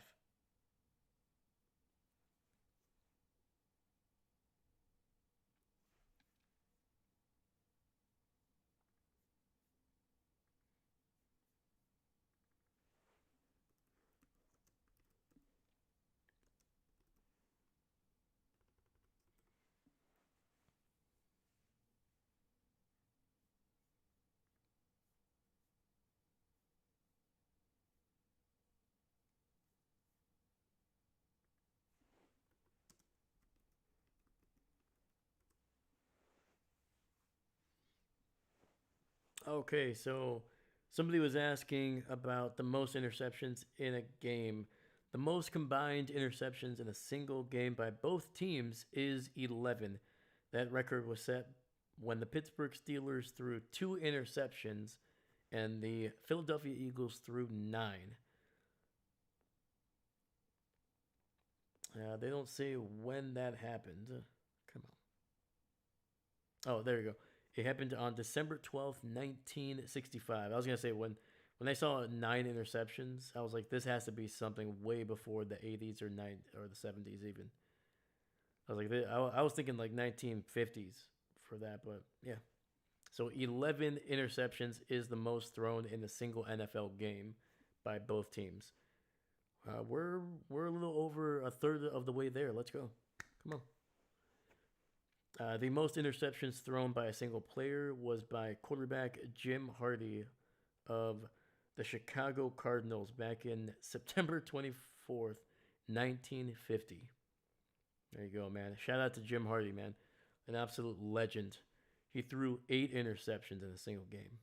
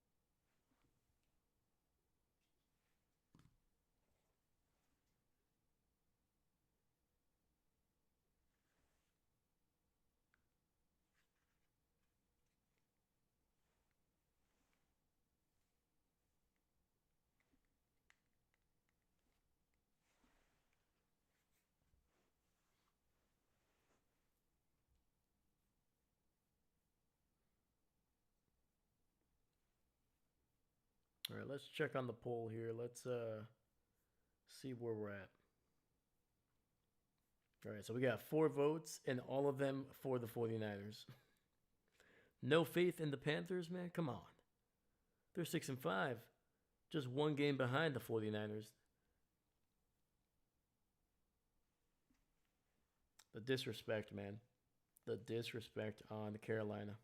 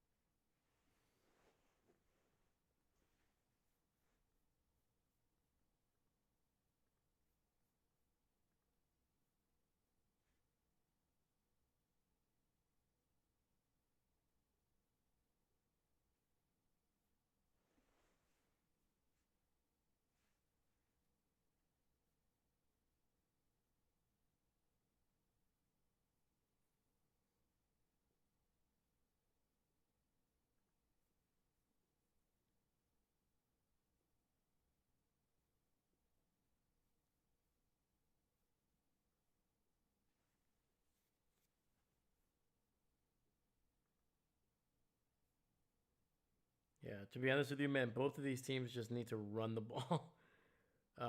If I'm Carolina, I'm going to try to see if I can get somebody deep down the field. I don't think the 49ers are going to be expecting that. I don't see two high safeties or even like middle field close. So if I'm Carolina, man, I'm challenging them. If I am throwing the ball, I'm throwing it deep. But otherwise, I'm handing the ball off to Rico Dowdle. From the 49ers, I'm handing it off to Christian McCaffrey, Brian Robinson back there. Like the last thing I want to do is give the ball to either of these quarterbacks and check it down underneath, or if Brock Purdy just throwing it down the field, man, because it does not look good. Steve, Panthers are struggling for weeks. I don't know what will they do against LA and Tampa. Yeah, I mean with Tampa's been struggling as well. I mean, who knows how long Mayfield is going to be out. Apparently, they got the X-ray and it's not serious, so it's not like a season-ending injury. That's a good thing. But who knows if he'll be ready for next week or even the next couple weeks. And on top of that, they're not playing well. Their defense already, even when they were winning games, their defense was giving up points and yards. And now their offense, who was it was a necessity for them to be able to score 30 plus points almost every week. Now they're no longer doing that. And that's why you're starting to see them kind of really falling down. But yeah, against LA, it depends on what LA, either the Chargers or the Rams. Either way, I don't think Carolina is going to be good enough to beat either of those teams. Depends on the Chargers, though. The Chargers have been really weird in some games. But yeah, against the Rams, I don't see Carolina being able to keep pace with them. Man, they're too good of a team on defense and on offense for for Carolina to be able to win. But yeah, man, it's I mean this game is not that bad. Carolina should be able to win this one, especially the way that the 49ers are playing. Alrighty. So we're gonna start the third quarter here. Let's go.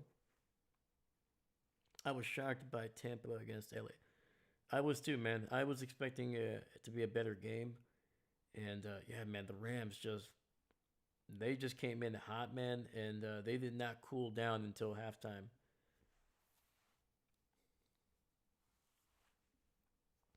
Yeah, for the Buccaneers, man, they struggled to be able to control the front seven there for the Rams, man. It was that offensive line just got beat up, and they've been dealing with injuries all season long. So, that was something I talked about before the game started. I was like, and it's a fumble. It's a fumble. It's recovered by Carolina. Holy cow, we almost got our fifth turnover. Trevor Etienne was returning it. He fumbled it, but it was able to recover the ball. So that was nearly a freaking disaster for the Panthers. I put Tampa situation squarely on injuries. Yeah, I think so, but I don't know, man. The defense has not looked great, even when before the injuries really hit. I think their offense has been affected by injuries for sure. Rico Dowdle with a spin move. He's loose. Let's go down near the 45, and that is Uncle Rico with a big first down run there, man.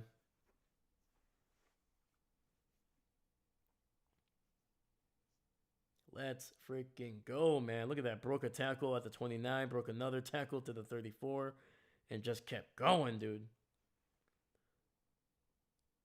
There we go. Anyway. Getting possession. Yeah, it's already right there, bud.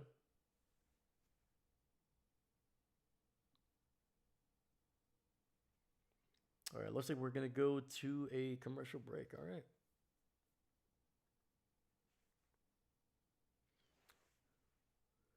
Claudian Chillers, Churlis for the Panthers. He has been downgraded to out for the game.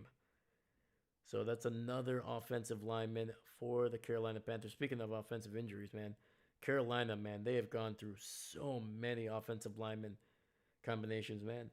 And now they're not even going to be able to finish with the same starting five that they started this game with.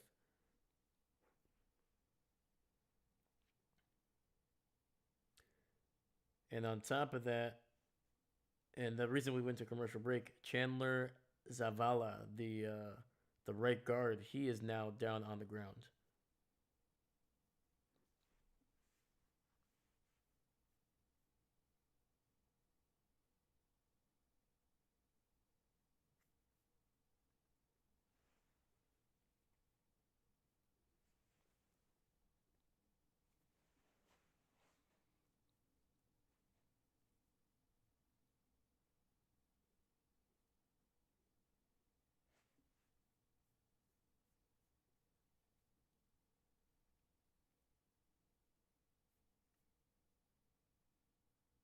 All right, so the good news is Zavala was able to walk off the field, so that's a good thing.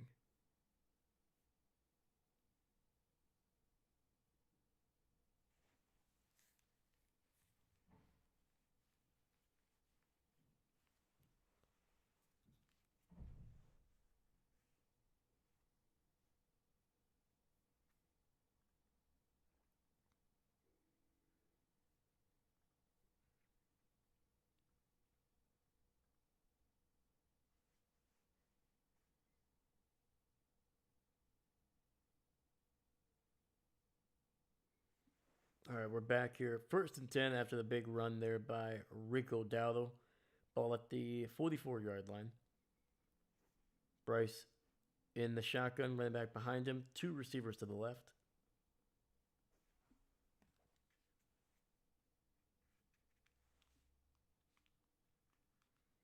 Rolling to his left.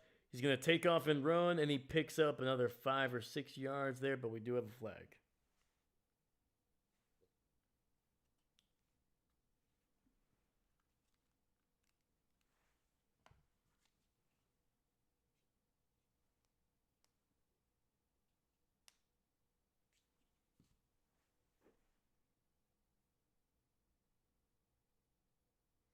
And it's going to be a hold on the Panthers here. Man, Monday Football and ABC ended abruptly. Did YouTube and ESPN breach a deal? They did. They did.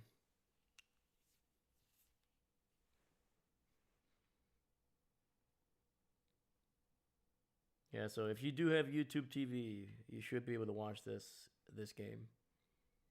Hand off to Rico, and he will pick up about 2 there.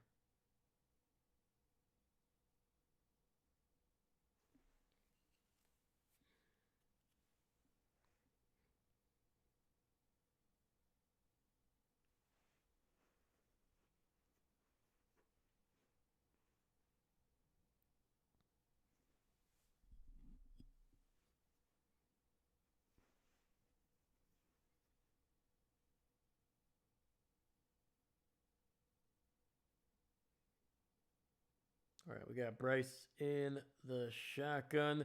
Dumps it underneath to Rico. He's to the 40, to the 45, and taken out of bounds after picking up about 10 yards there.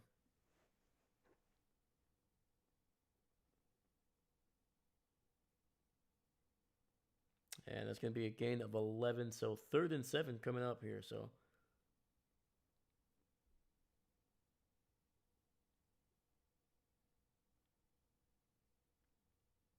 Carolina 1 for 5 on 3rd down tonight.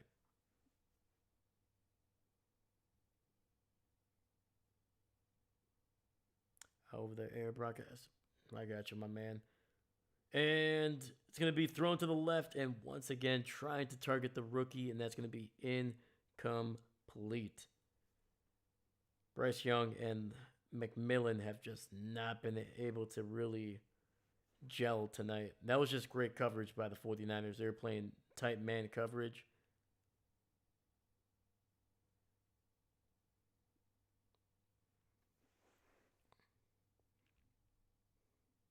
Gave up cable years ago, now worth the money. I agree with you.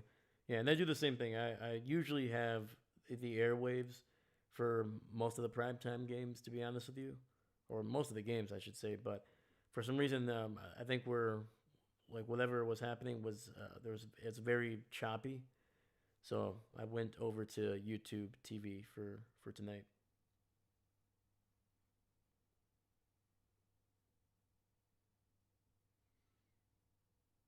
All right, so Carolina had to punt this one away, and now we see Brock Purdy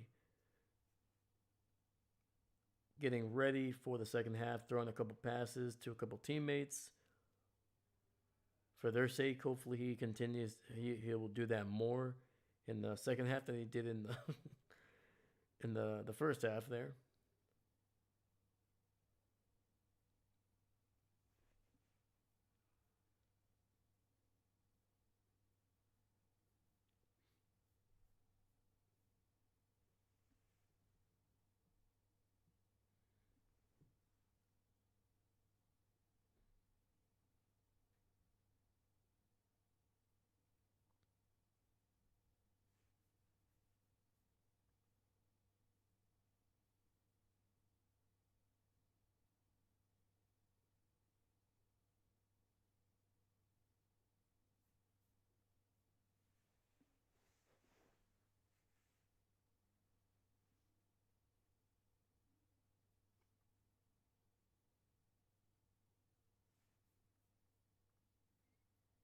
So we're still on the commercial break here, but there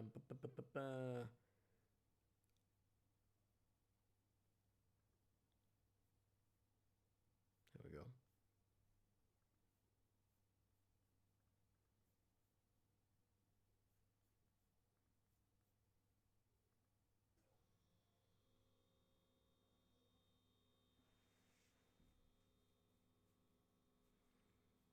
So more injury news for the Panthers. Cornerback J.C. Horn, who already has 2 interceptions in this game, he is being evaluated for a concussion. So we'll see if he comes back into this game.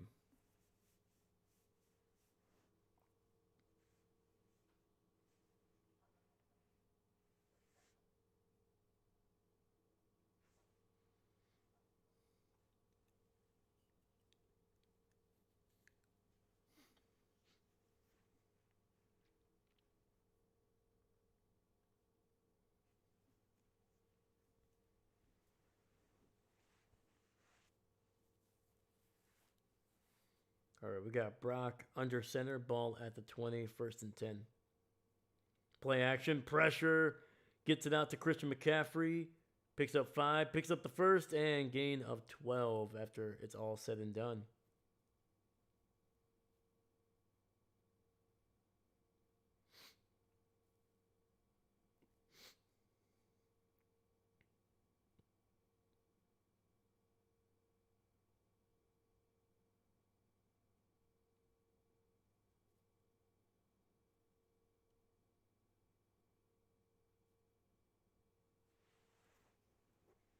So yeah, this Carolina defense right now, they are missing 2 of their starters. Brock with time throws it underneath, and Christian is going to be taken down after just a gain of 1 on the catch.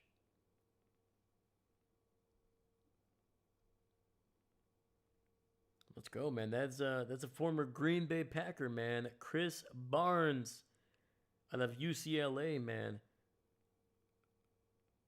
Chris Barnes actually grew up with Jordan Love in high school, man. They went to the same high school, and they also came into the NFL at the same year. Chris was an undrafted guy. He actually started for the Packers for a couple of seasons. And it's going to be a run to the left, and Robinson able to stumble his way for a gain of about 3.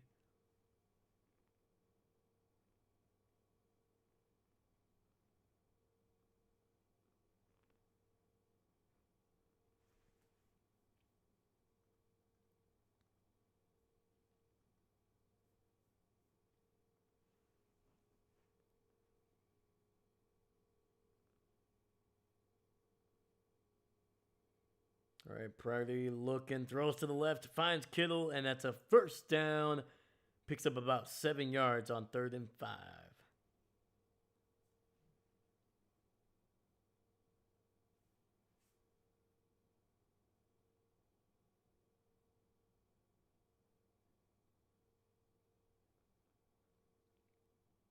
There you go, man.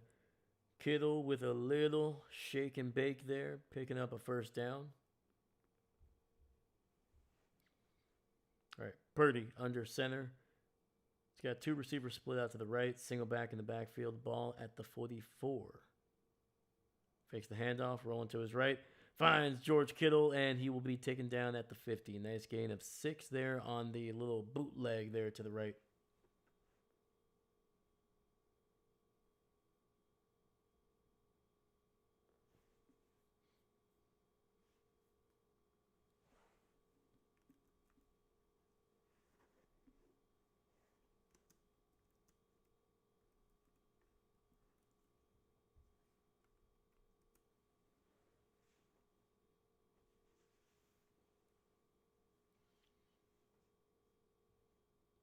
All right. Hand off to Christian, and he is going to get the first down, man. Nice little gain of about 5.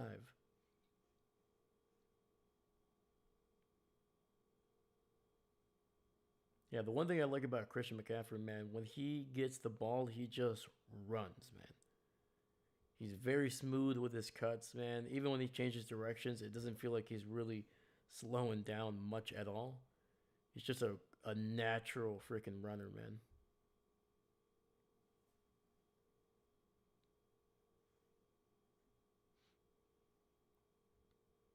Yeah, Christian already over 100 total yards in this game. All right, Purdy toss to the left.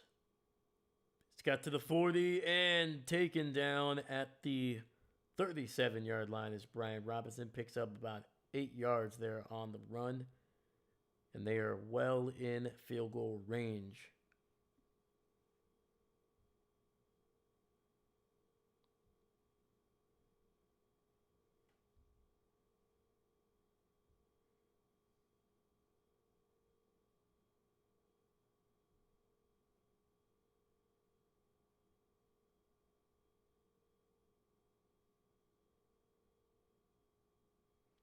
And it's going to be a run right up the middle, and the second effort from Robinson will get the first down.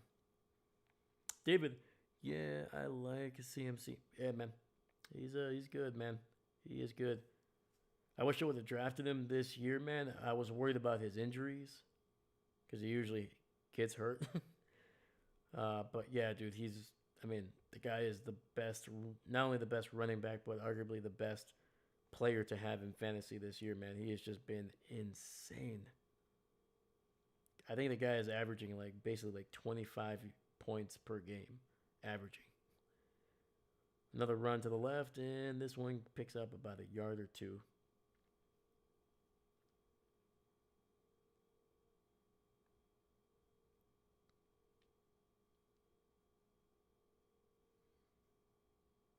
Oh, look at that, man. The last touchdown McCaffrey ever scored as a Carolina Panther came against the 49ers back in 2022.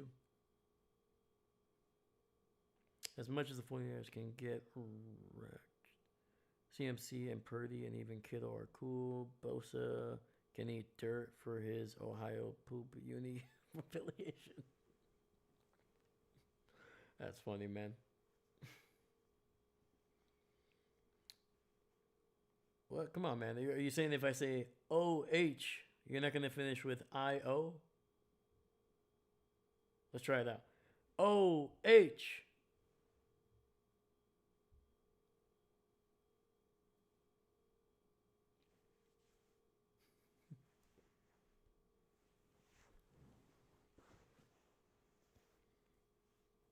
So we're on a commercial break right now.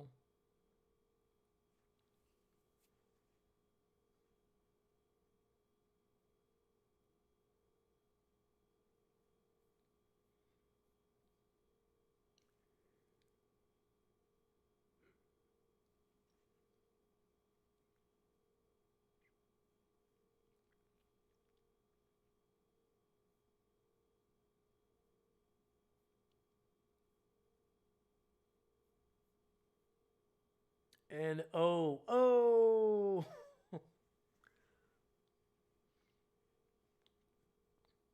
Hey, we actually just said, oh no. I like that.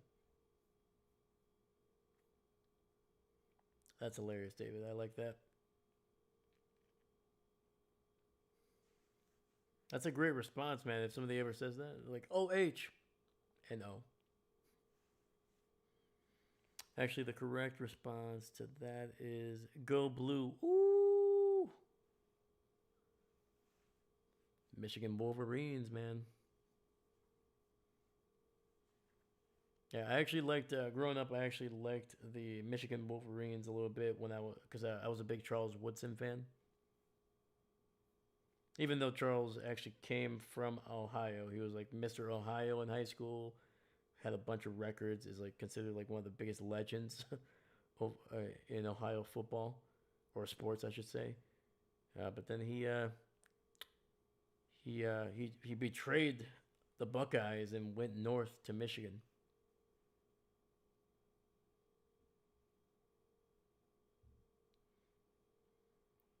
All right, man. We got 6:57 here left in the third. And the 49ers with the ball in Carolina territory with a 7-point lead. Another handoff to Christian McCaffrey. This one to the right side. And he picks up about 2, maybe 3 there.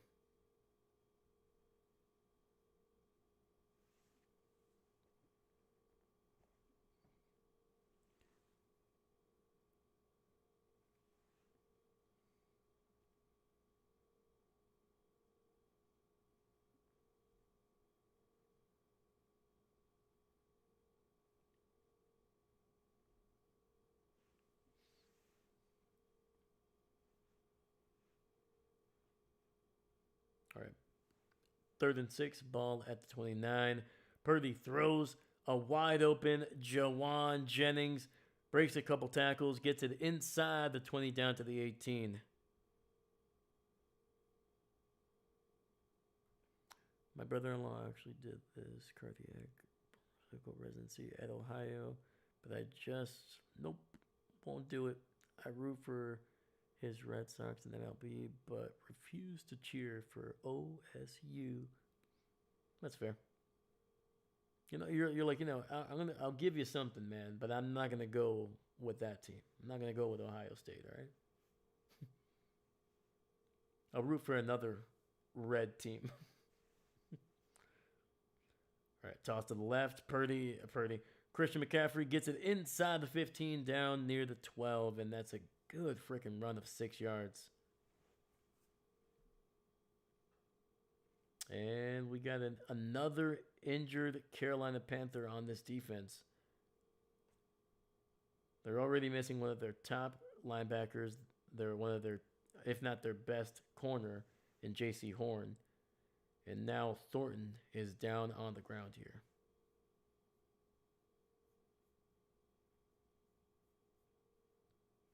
And we go to a commercial break. Come on.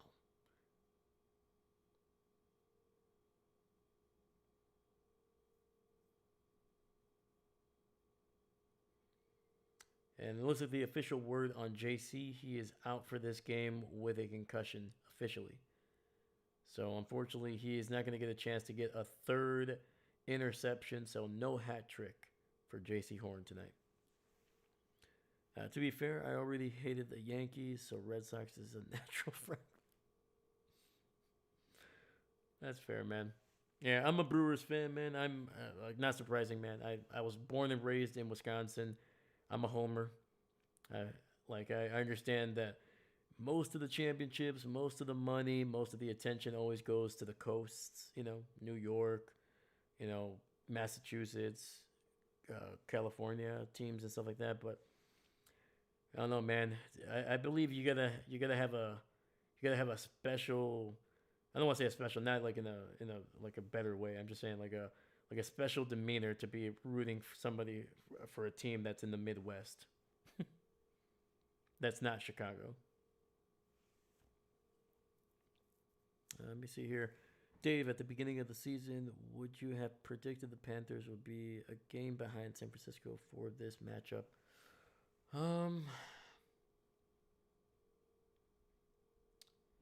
No, not because I believe that the Panthers would be bad. I just believe that the 49ers. Wow, apparently can't speak. I believe the 49ers would have been a little bit better than 7-4, to be honest with you. To be honest with you, like Carolina, I liked their offense. I like what they did in the draft. Their defense was something that I was like, okay, they're still probably about another good draft away from a really good one. But yeah, I don't know. So no, I would have been surprised because I thought San Francisco would have been a little bit better. That's the only reason.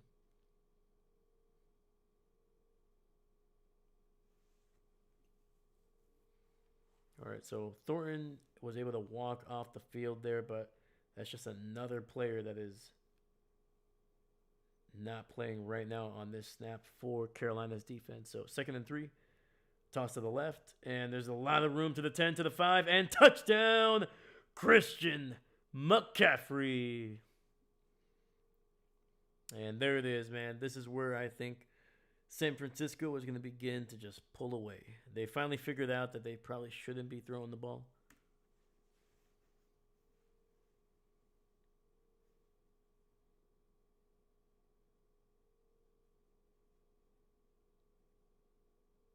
But what about you, David? What, did you think that Carolina was gonna?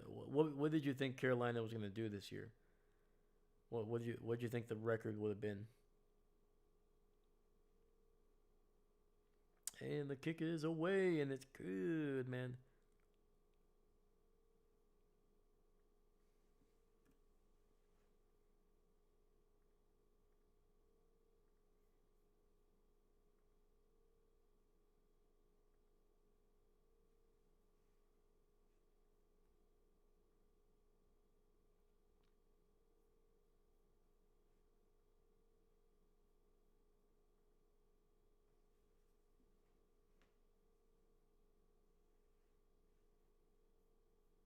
All right, we head to another commercial break here, man.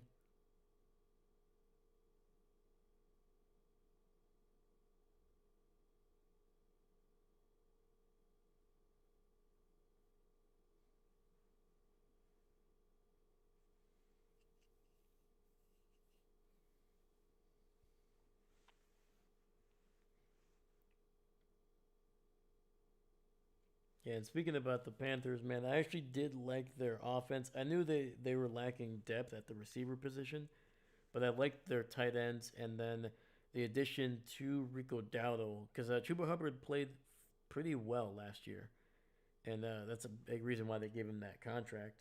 And like I said, I liked Rico from last year after watching a lot of Dallas Cowboy games. So I was like, oh man, there's going to be two really good running backs in Carolina, and Bryce Young started to show some some improvement last year. He was a little bit more consistent. The really bad games were less and less, and I thought he would just continue to kind of move up, and he's done that a little bit here and there. I think he's still a middle of the road quarterback in my opinion, but man. Let me see here. I predicted the Panthers to go 4-13. I don't know ball the way you do. You're all good, man. You're all good. It's useless information, man. It's useless information. No, trust me, I did not think that the Panthers would be like. I wasn't gonna be predicting them to go like 13-4 or something like that. But I was like, you know what? I was like, next year I will be doing predictions. I will be doing my predictions before the season on the channel, so that way we can kind of look at those as they progress. But yeah, I was expecting Carolina to at least at one anywhere between 7 and 9 wins. That's what I was picturing. I didn't think they were going to be getting double digits just because I feel like the NFC was really really good this year. So far that has kind of been the case, but um, yeah,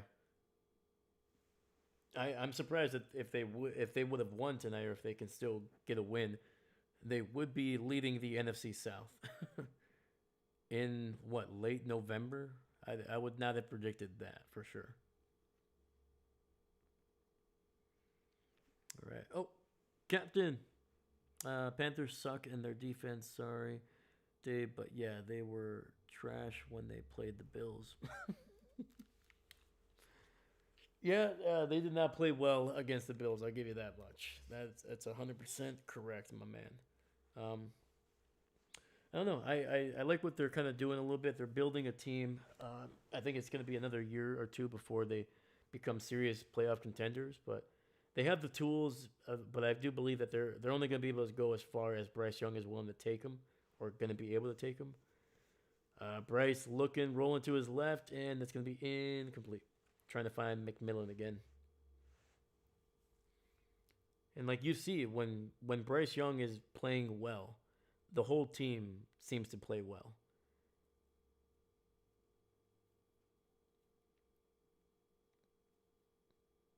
But right now, man, with the injuries to the offensive line, the lack of superstars on their defense, I think those are the things that they're missing to be a consistent team. All right, Bryce takes the snap, dumps it underneath to Chuba Hubbard, breaks a tackle, and gets a first down across the 45. And there we go, man. Carolina moving the chains here.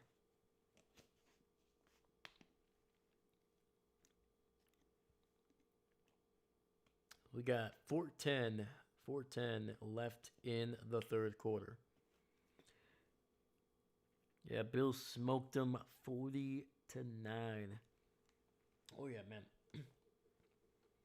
But yeah, I mean, but in the NFL, man, especially this year, it can be week to week. Like, what was it? 2 weeks ago, the Bills lost 30-13 to the Dolphins, man. Granted, that's a division game, so it's a little different, but yeah.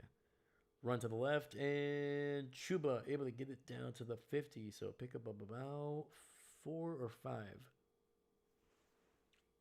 Oh, thank you, Captain. Sorry about that.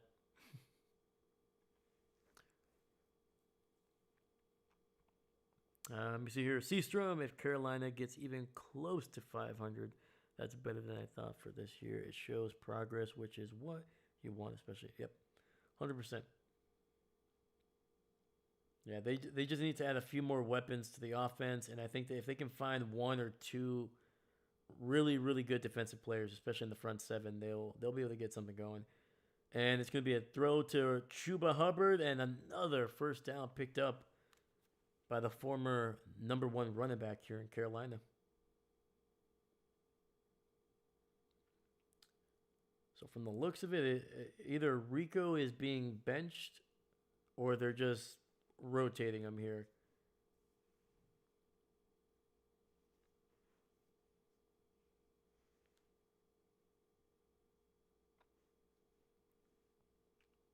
All right, ball at the 40 here of San Francisco. Another screen here to Chuba, and he's going to pick up. Oh, nice little spin move, and he picks up an extra 3 yards for a gain of about 6.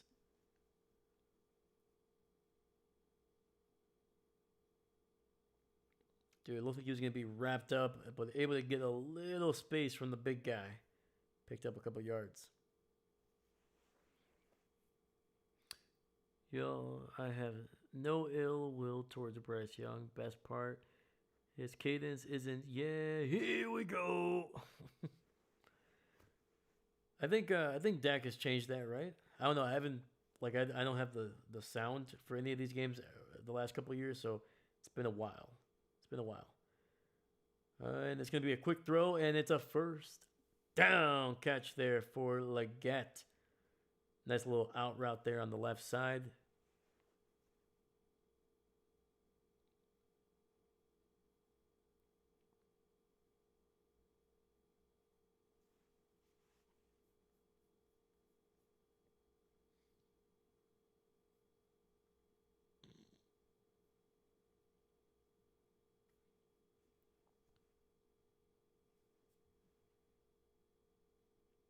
All right, we got 1st and 10, ball at the 29. So far, this has been Carolina's best drive. This is the first time they've gotten into 49er territory without getting a turnover as a result of it. And the ball is going to be incomplete. Bryce just throwing it in the middle of nowhere, really.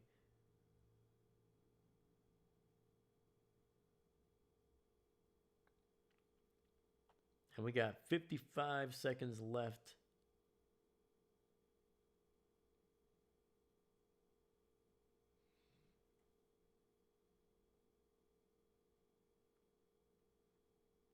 Yeah, I legitimately don't know what some of these receivers or Bryce are doing on these routes, man. Because they are the miscommunication is missing by miles. He's got a man, and it's a touchdown. McMillan with a nice streaking freaking route there on the left side. Holy cow, 29 yards to Teteroa McMillan, catching it in stride. Out of nowhere, man. Holy freaking cow. Yeah, basically just running. Nice little double move there on the, I think that was the safety green. Yep, just down the left seam, and just Bryce able to put it on a freaking dime. Let's go. All right, we got 49 seconds left here in the third. Carolina gets into the end zone for the first time tonight, and Fitzgerald trying to make it a 7-point game, and he's not.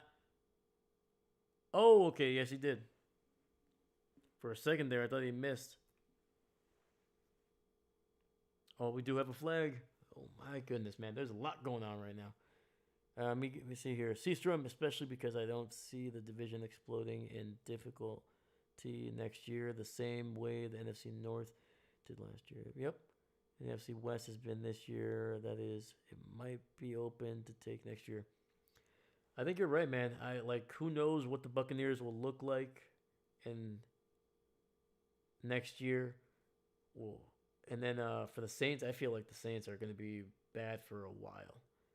The Falcons, you never know what you're going to get with them. They can improve or they can get worse next year.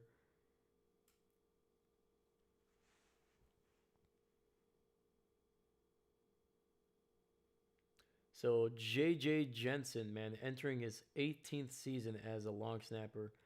He was actually a Packer for, I think, a year. All the way back in, 2007, I think? And the Packers went with somebody else, and J.J. has been one of the most consistent long snappers in the last 2 decades, honestly. All right, Carolina going for two. Got time. Over the middle, incomplete, and wow. So it'll stay a 9-17 game. Just call him Tetris Air McMillan. I'm worried Penix won't stay healthy in his career. Yeah, man, it's. I hope he does, man, because there's a lot of great stuff with him.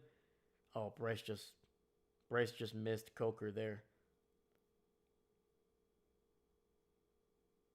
But yeah, man, I hope stays healthy, man, because he when he plays well, man, he is a very exciting player to watch.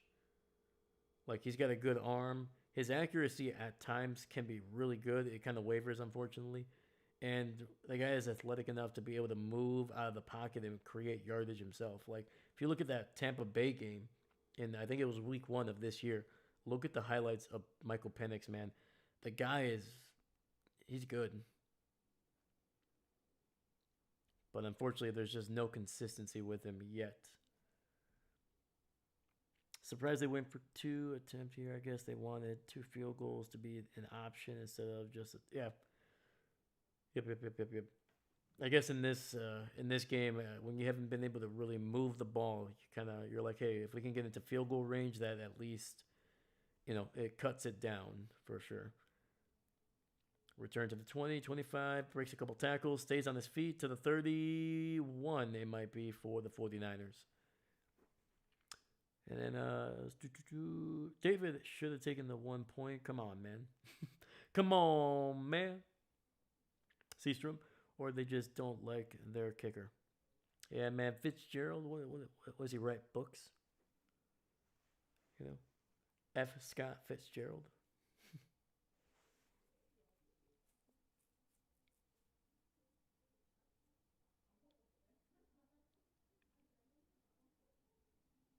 All right. So, 49ers with the ball here.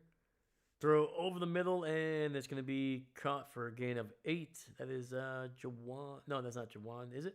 It is Jawan. Sorry. Captain Dave, have they said if Rodgers is out week 13? That's a good question, my man.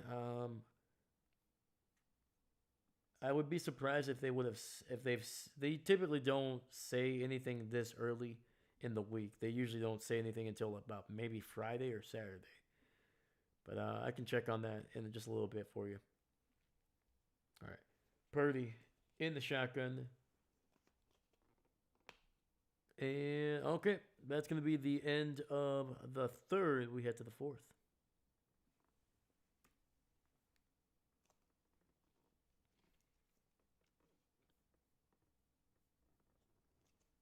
All right. Let's check on Ron there for a second. Yeah, man. If I'm Carolina, man, you take the points right now. I understand them going for 2, in a sense, but just kick it. Just kick it. Make it a 7-point game.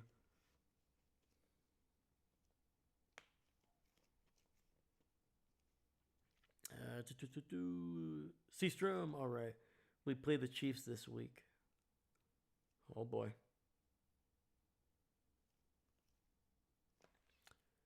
Not sure who to pick there.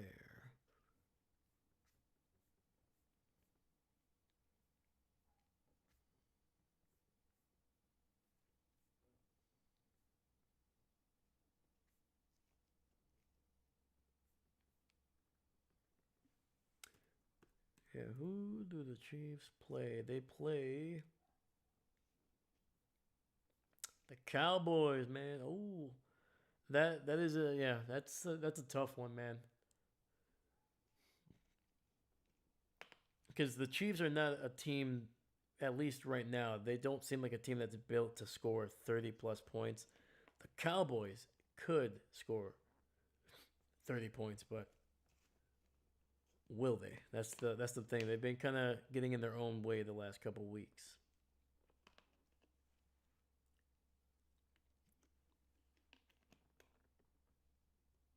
And I always say, man, I mean, if it's that tough to choose between them, you always go with the team that you want to win.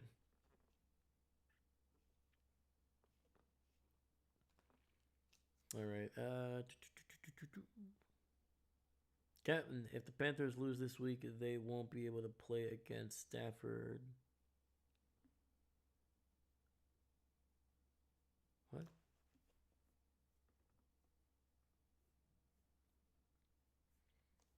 Yeah, you're gonna have to run that by me one more time, Captain. I'm not sure I'm understanding that one.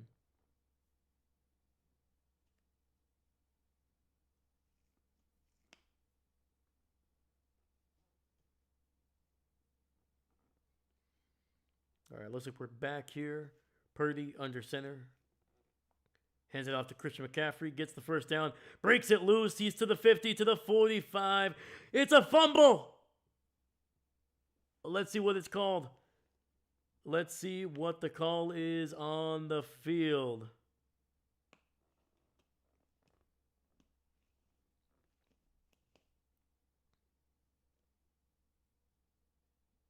And the elbow is down. Oh, McCaffrey did land on a player and the ball got loose, but his elbow was down. So, not a fumble. That is the second time McCaffrey nearly fumbled the ball.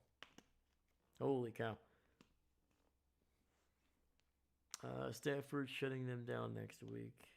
We're checking Rodgers, remember? Yep. They haven't said anything yet on his injury. Bootleg to the left. Kittle over the middle with a big first down catch.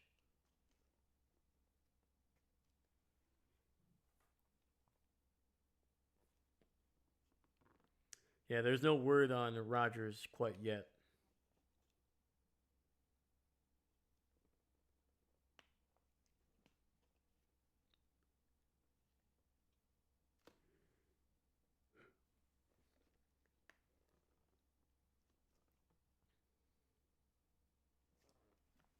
All right, we got first and 10.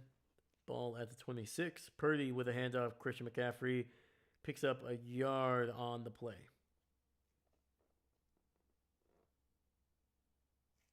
And Steelers need Rodgers against the Bills. They can't win without him.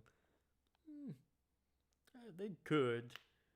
I legitimately, man, I don't know how much of a difference Rodgers and Mason Rudolph are, to be honest with you. I think Rodgers is a lot more careful with the ball typically. He doesn't like to throw interceptions. He will avoid them like the plague. But yeah, I just don't know how. I don't think there's that big of a gap, to be honest with you, anymore. Gets it out to Jawan to the 20. Almost breaks the tackle. And he's going to be about a yard shy, maybe two actually, of the first down. 3rd and 2 coming up.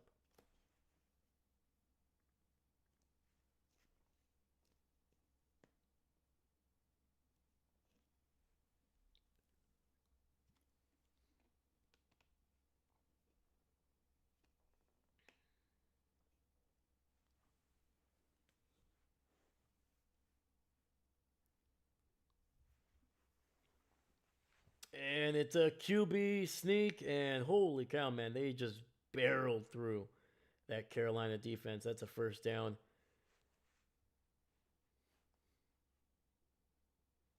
And we got just under 12 minutes left in the game.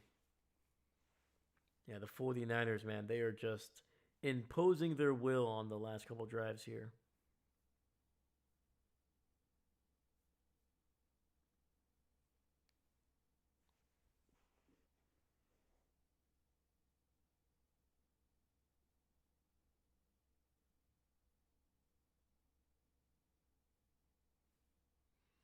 And it's going to be a run, and that goes nowhere, man. And that was Martin Scott with a nice tackle on Christian McCaffrey there.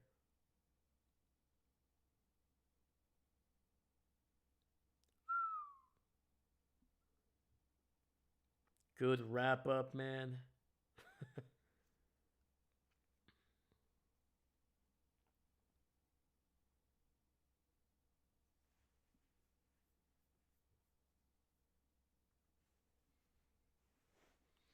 All right. Second and 13. Ball at the 19. Swings out to Christian McCaffrey, and he's going to lose 5 yards back at the 24. Carolina ready for that one.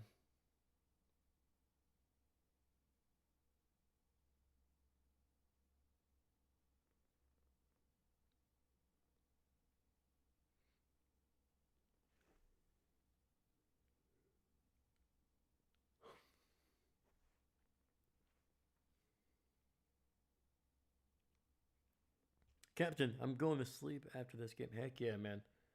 Get some rest, my dude. It's been a long week and the holidays are coming.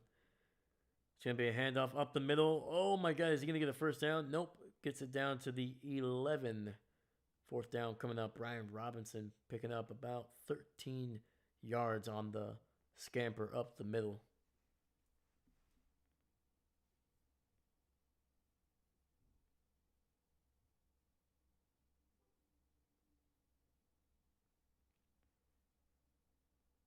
So yeah, right now the Carolina Panthers are missing 2 of their top 3 corners, one of their starting middle or linebackers, and a starting right guard.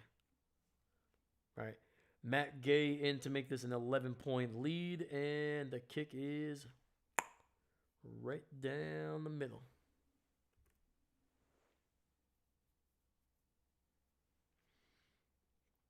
David, I'm going to keep tape up as late as I can after the game. All right, man. I'll get my Red Bull. I'll be ready to go. Be wired up, my man.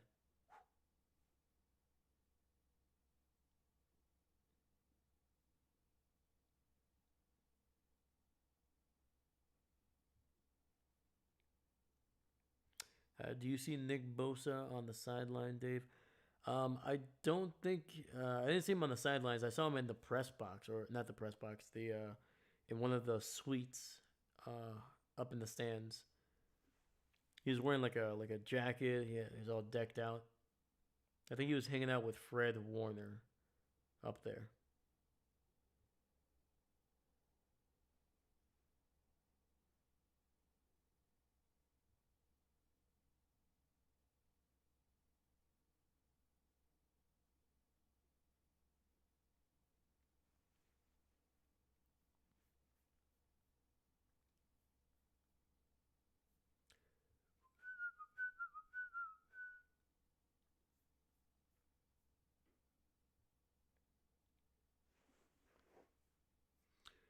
You could just lay down on the couch and keep talking, eventually fall asleep, pull a Grassi, and sleep on stream. Oh, man. Uh, the weird things that Tom has done on stream is hilarious, man.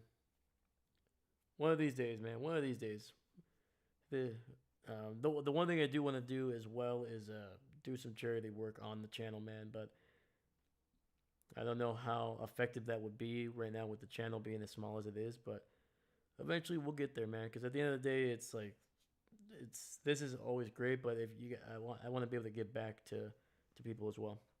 So it's good for the heart. It's good for the soul. It's good for everybody. To be honest with you. Captain, who's Fred Warner, bros? Fred Warner, he was the starting middle linebacker for the 49ers. Yeah, he's been how long has he been with the 49ers? He got drafted like in the 5th round, but he's been with them for a while, a long time. Yeah, Fred Warner, he was drafted 3rd round back in 2018 out of BYU. And yeah, he's a first team All Pro 4 times and a 4-time Pro Bowler.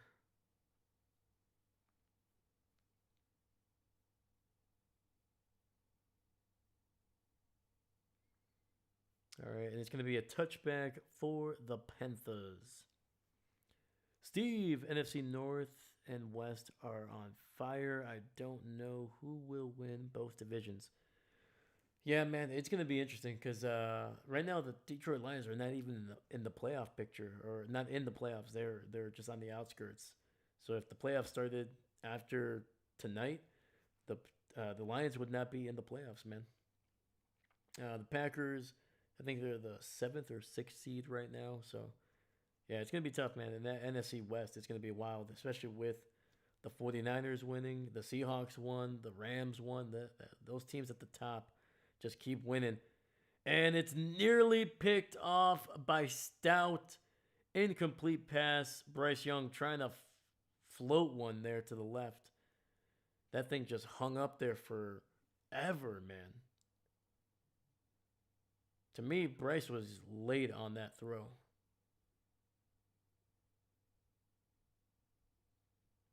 Because by the time the ball had almost got there, McMillan was literally a foot away from going out of bounds. Fakes the run over the middle, gets to the Coker, and he's going to be down at the 47 of San Francisco, and that is a first down for the Panthers.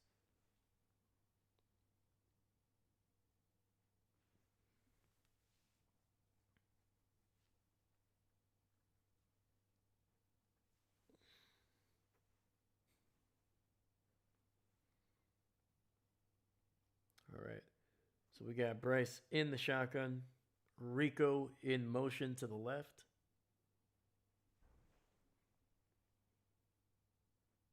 All right. Ball at the 47.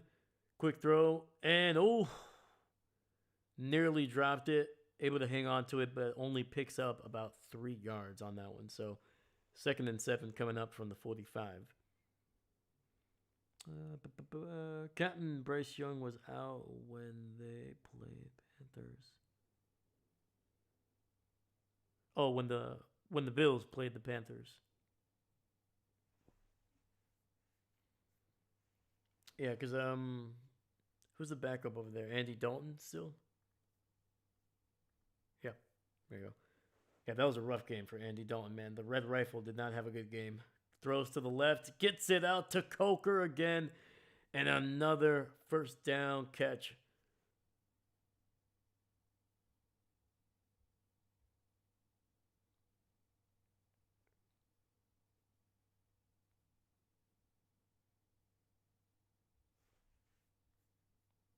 Yeah, right now Jalen Coker, man, he's playing pretty dang well.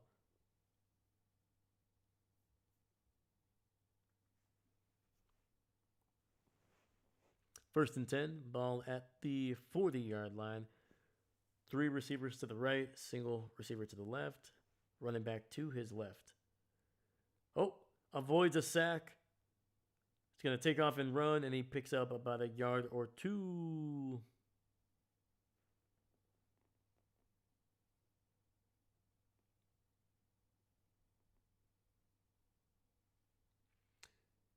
Dave, what QB battles does the NFC have? Allen versus Mahomes in the AFC. A little bit Mahomes versus Burrow. Okay.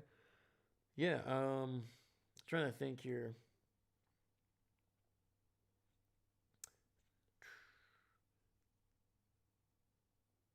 That's pretty interesting, man. There's a lot of young quarterbacks in the NFC. That's the thing that's kind of made it difficult. And it picked off. It's picked off over the middle, trying to throw it into double coverage. And we now have 5 interceptions in this game. And that is actually Brown's 2nd interception tonight, man. Woo! Jair Brown with his 2nd pick of the night. And that likely is going to end the Panthers' hope here. Right now, there's 6:27 left in the game, and they're down by 11. I'm trying to think here. Sorry, I'm trying to make sure I answer your question. Because I know like there's an Allen Mahomes kind of like quote unquote rivalry, even though those guys get along great. It's like very much like the Peyton and Tom Brady. They're competitive. Yeah, man. To be honest with you, I don't think there is one in the NFC. I'm trying to think of all the teams. And the thing that's also hasn't helped is that the NFC has changed a lot of quarterbacks. Like Seattle, they have a brand new quarterback. Like he was in Minnesota, he was bouncing around as a backup for a while. This game is on drugs, 100%. 100%. Jordan is only in his third season as a starter for the Packers. Jared Goff has probably been the longest tenured quarterback in the NFC, almost at this point.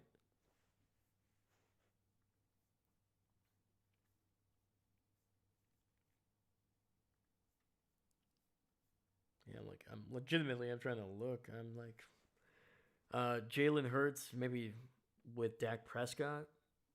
That's probably one there. Might be the closest thing that we have to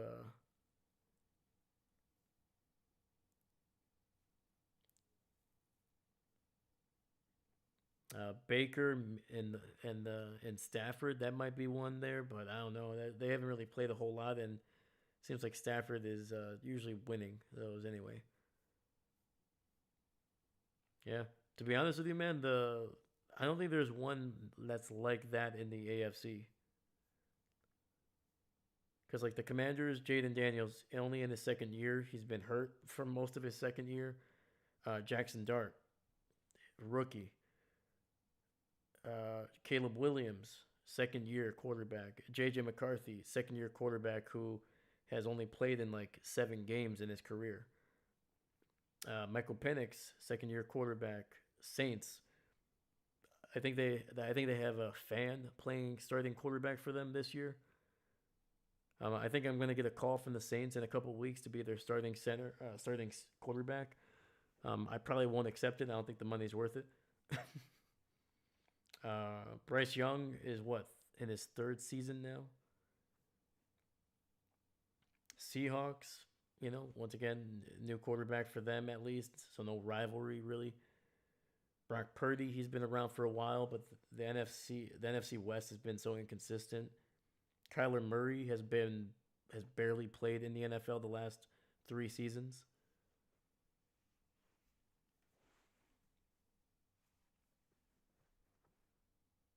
Oh, looks like the refs missed a call on McMillan. Green literally had 2 hands on his arm and pulled him back. Wow. That's a big no call there, especially because Carolina, they were driving down the field, man. They were in 49er territory.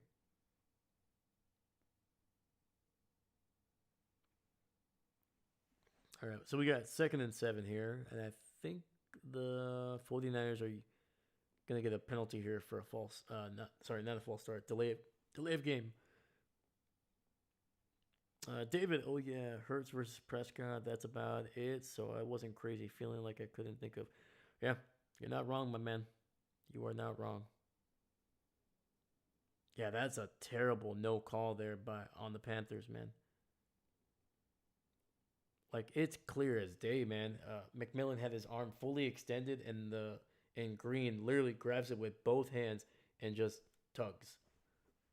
And that's why McMillan was basically about a step shy of getting to that ball. And it's gonna be another nice tackle there by this Carolina defense. And they're gonna lose about. Actually, no, they didn't lose anything on that one. So 3rd and 12 coming up. Keller Murray is too busy playing against the console. Come on, man. He plays online. He's probably playing like 5-year-olds. I actually don't mind Kyler Murray. Like I know that's like the joke now, but yeah, he just hasn't developed.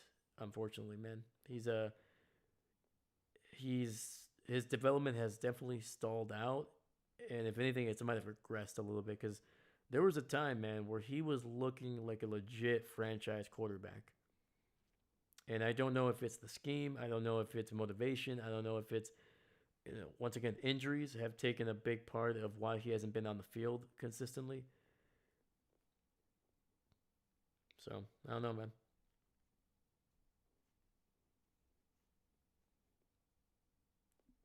So after a decent catch there, it'll be 4th and 4 for the 49ers. There was a lot of fours in that sentence, man.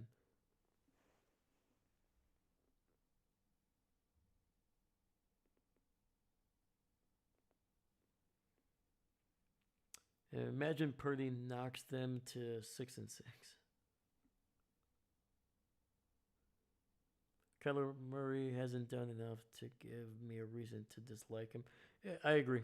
Yeah, like the worst thing that he's done so far, like the two things that I can only think of why people would dislike him outside of like he plays for a rival, is obviously that thing about the gaming or whatever. Like he has to have a certain amount of hours that he has to watch film and study. That was like in the clause that was removed, and then the other one was like he was trying to get his second contract. I think only after about 2 or 3 years into his rookie year contract, which I'm like, I don't think that's necessarily a bad thing. I was like, if you can get it early, why not? Like if any of us had that opportunity, I think we would try it. Like at the time, it's not like Kyler was like a multi-millionaire. He was still on that rookie contract. Granted, he was a first round pick, but and Bryce Young throws it away. So, um, but yeah, no, like there's no, like with Kyler, there isn't anything off the field. No masseuses are accusing him of anything. There's no violence.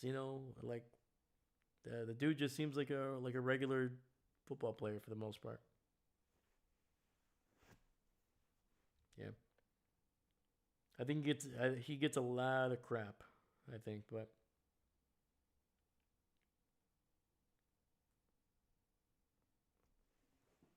all right, we got 2nd and 10, ball at the 34 here. Sorry, let me move the ball over. Underneath to Rico Dowdle, makes a man miss, gets a first down, gain of 11 for Uncle Rico.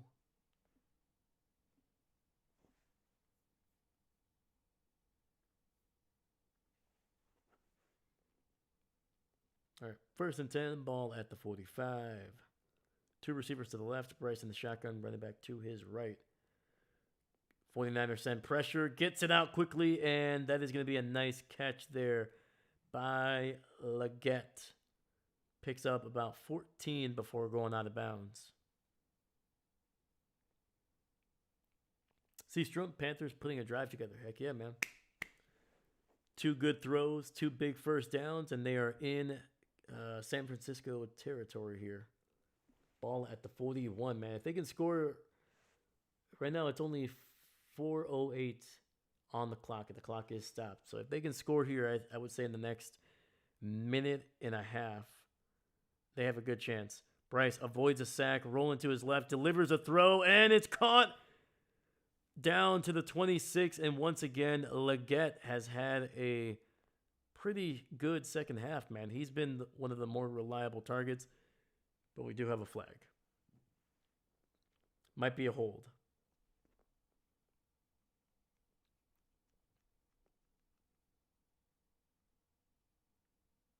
Oh, no. Illegal touching. Oh, they do have illegal touching. That's hilarious. Unfortunately, Leggett stepped out of bounds. Yep. As he was coming back to the ball, he stepped out of bounds.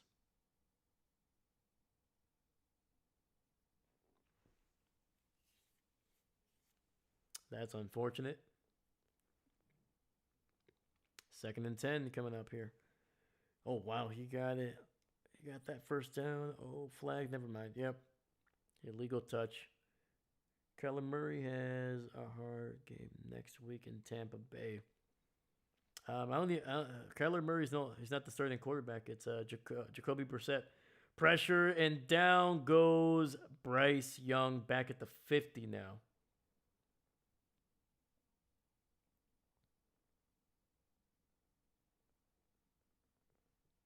And I think that was who the heck is that? Farrell?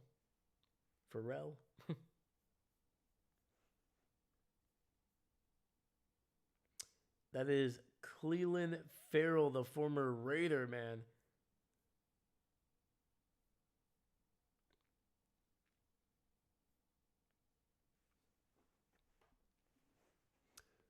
All right. Carolina's going to have to use, I think, their second time out here, potentially. Either that or San Francisco used one here.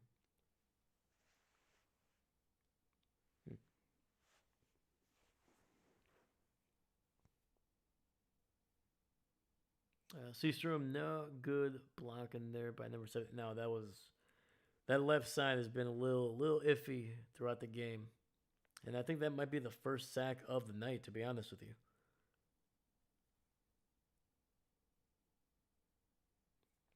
I heard that Seastrom was the coolest guy. I agree, man. I agree. Seastrom's the man, dude. All right. Third and 18, ball at the 49. Bryce. Sometime he gets it out to Rico, and he will get it down to the 38. So a pickup of about 11. So 4th and 7 coming up here. If I'm Carolina, you got to go for it. You're down by 11.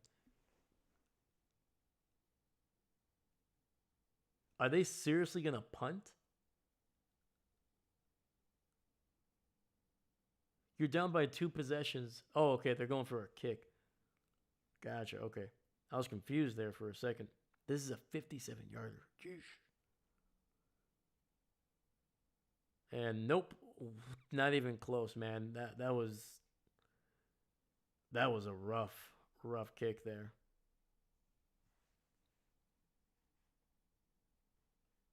There we go. Seastrom, I think you're ahead of me, my man. Let's go.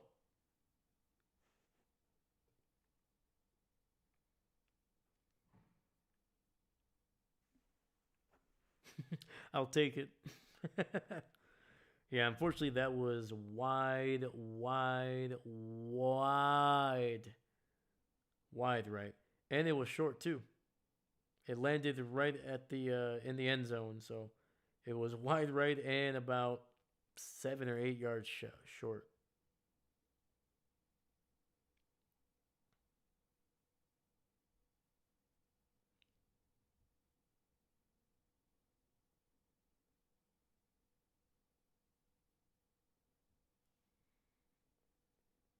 No, it wasn't even that bad of a shank. It just was not close.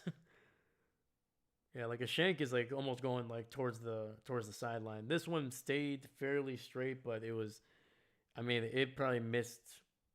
First off, it was short by about 7 or 8 yards, but it was wide by about 10 to 12 yards, maybe.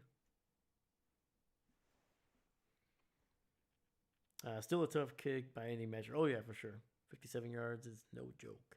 And I don't think Fitzgerald has that kind of leg. I don't know what his career long is, but it's definitely not that that long. I think his career long is maybe 58. But anyway, Chris, send the kicker out to Chelsea.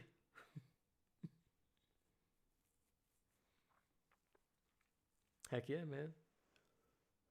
The Lions, the Blues, as they call them over there.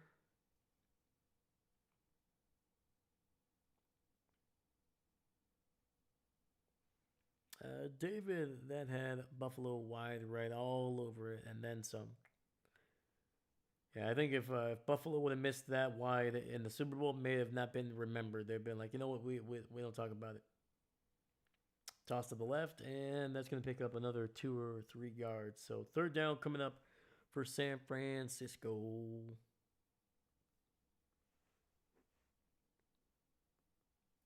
So right now, man, the top team in the NFC are the 9-2 Rams. Division leaders are Eagles, Chicago, and Tampa Bay, Seattle, Packers, and San Francisco in the mix.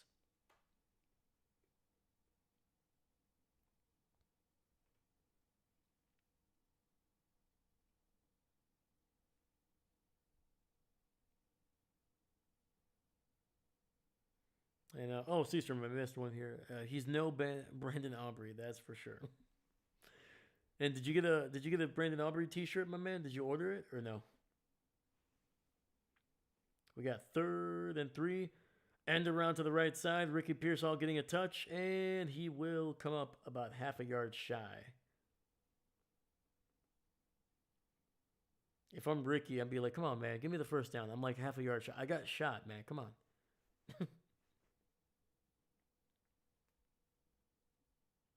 if I'm Ricky, I'm using that thing for the rest of my life. You know, last piece of pizza, somebody's going for it, be like, hey, no, that's my piece. You're like, who says? I was like, dude, I got shot. You're like, oh, fine, take it. Now, if we can get one more interception, let's go, man. Come on, can we get a pick six? I feel like David calling for a pick six here. Let's get a pick six. I know, man. We've had 5 interceptions. The closest we got is 11 yards shy of the freaking end zone. Come on, man.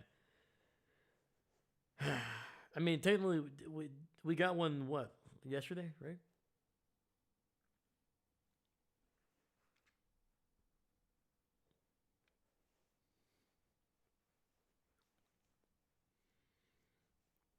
Yeah, right. They gave that strip to Baker as a pick six.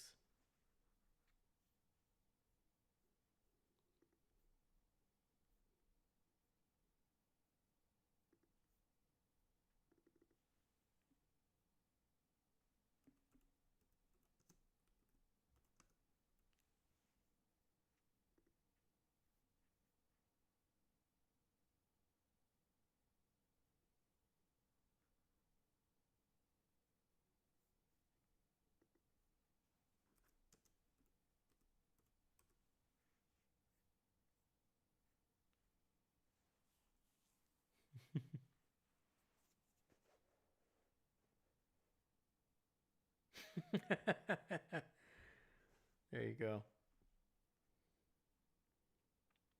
David, I think you've converted Seastrom over here to pick sixes, my man. I think the cult is growing.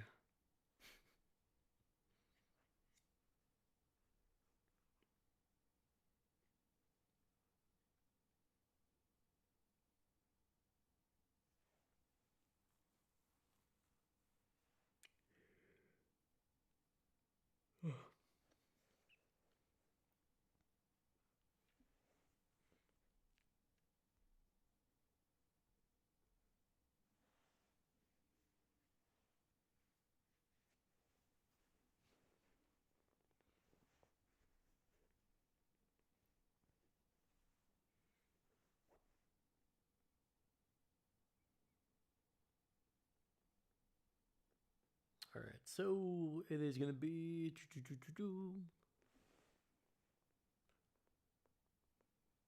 4th and 1 here, man. The 49ers are going for it. Kyle Juszczyk taking the snap under center.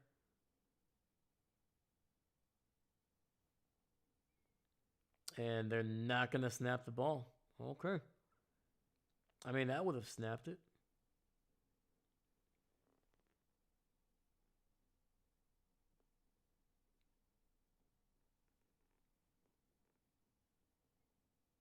I don't know. I'm kind of disappointed with Brock Purdy, man. He didn't throw any more interceptions.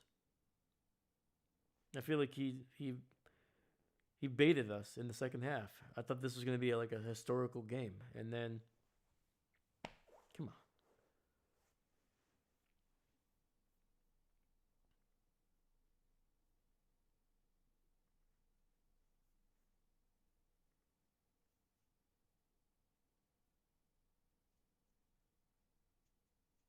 Oh, they're staying on the field, and it's a first down. There we go. Oh, we almost got a fight. We almost got a fight.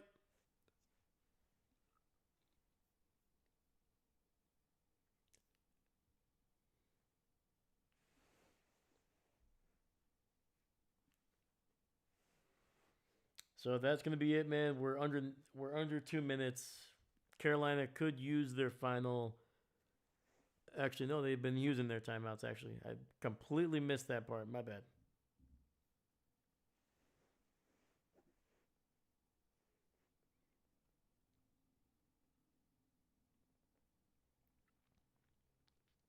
All right, man. This is gonna be it. That's gonna be the final score, man. 20-9. Taking a couple knees before.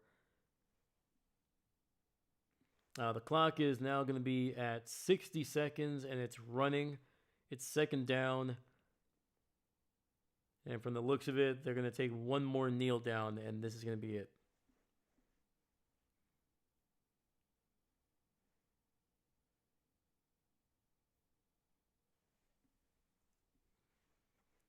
Let's hope for a fumble.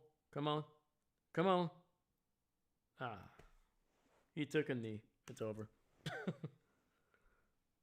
All right, man.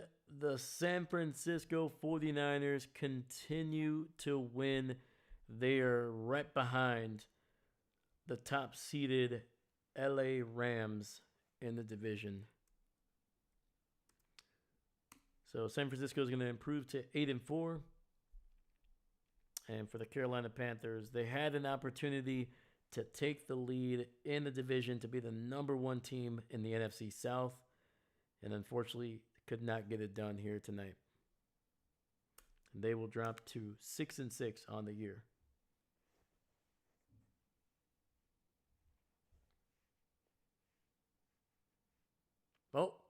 Oh, we got to fight.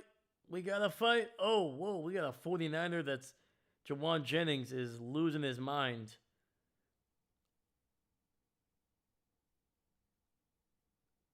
He literally dragged a couple people down. Whoa. Yeah, he just hit Mooring in the face, and then Chris Barnes gets in between them. And then Jawan tried to go back for more. Like, what are you doing, dude? Like, you know you're probably going to be suspended for something stupid like that. You've already missed a handful of games because of an injury. Now you're going to be likely either for sure fined, but likely going to be suspended for smacking somebody after the game too. Jeez.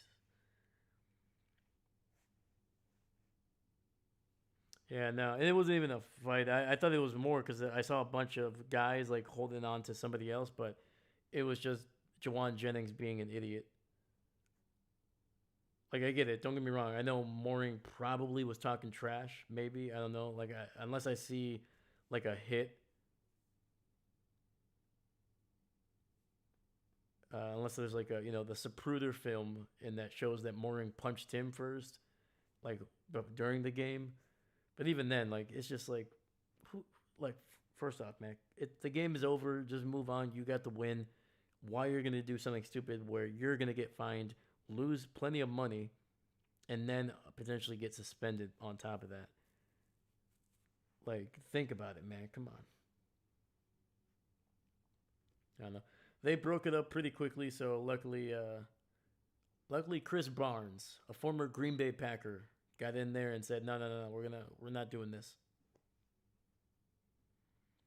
All right, Seastrom, let me repeat something I heard one time after a post-game fight. Game's over. Should have saved that effort and drive for the game, not after. I love it. I love it. That's right. Yeah, I remember. I think it was. It might have been in high school. We. I think we had won the game, or my school had won the game, and somebody from the other team after the game tried to get something going, and there was a little bit of like a mini skirmish. It wasn't anything big. It was just two dudes literally just grabbing each other's shoulders pads and talking smack. And our head coach was like, and there was a guy that I don't think he played a whole lot. He's like, and you wonder why we can't put you on the field, man. He's like, you can't even act right. He's like, it just gave him a bunch of guff, and it's like, you got to get your mind right. Stop, you know, stop being a jackass, basically. Like, once the whistle's over, man. Like, once the game's over, just go to the locker room. You know, be a normal human being. Grab something, throw it against the wall. Have a good cry. And then finally look at your bank account and be like, oh, you know what? Life's not that bad.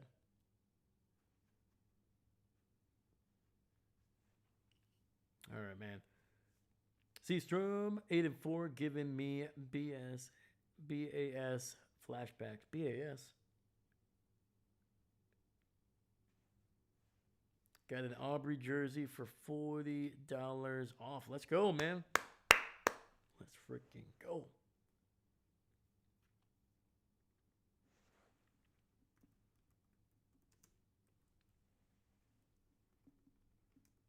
Yeah, man, those Black Friday deals.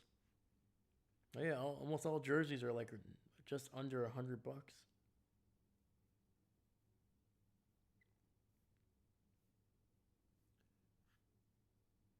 There we go. And I know it's a deal too, not one of those fake Black Friday sales too, because I've had my eye on it for since the preseason. Yeah, man. Yeah, I mean that's a big reason why I don't like any of the jerseys that I've got. I've gotten secondhand or literally got it as a gift from somebody. Like I have an Aaron Rodgers jersey that was gifted to me. I bought an Eddie Lacy jersey a couple months ago for like $12. Granted, once again, Eddie Lacy has not played for the Packers in like a decade, but Packer legend in my opinion. Those 2 years with Eddie Lacy, oh, so good, so freaking good. David, laugh my ass off. Throw something against the wall. I threw it on the ground. Oh yeah, on the ground too. Yeah, actually, I throw it on the ground, not the walls. All right, walls can get dented. The floor typically is a lot tougher. So yeah, you know.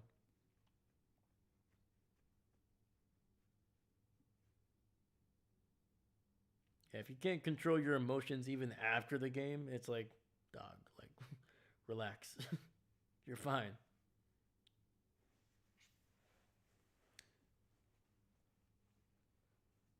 SNL skit reference. Oh,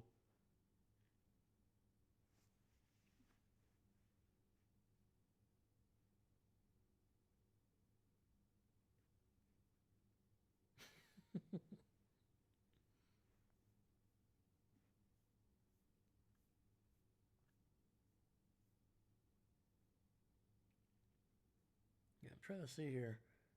Woo.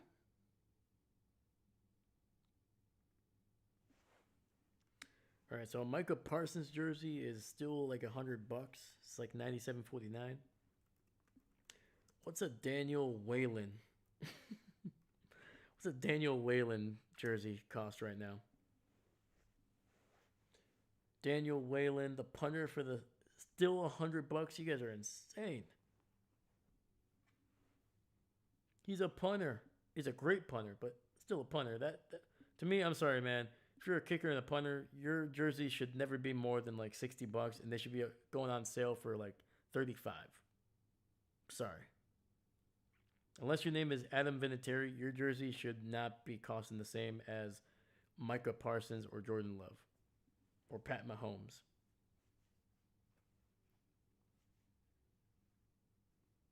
That is insane. $100 for Daniel Whalen's jersey there. It's too much.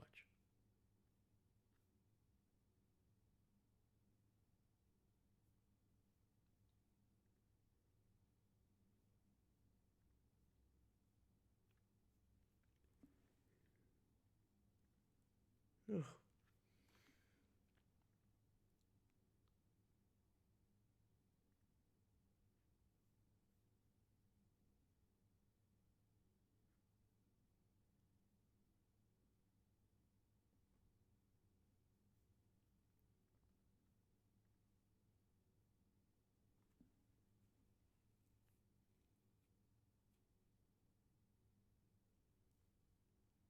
And Captain,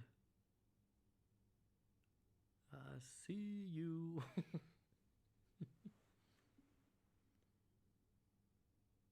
Oh yeah?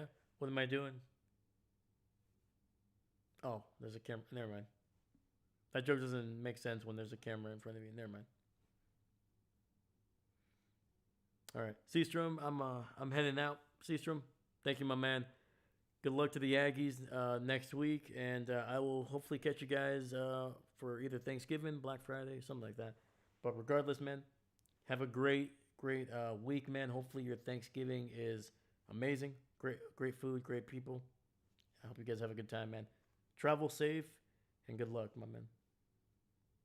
Steve, how many teams are now above 6 wins in the NFC? Is it 8?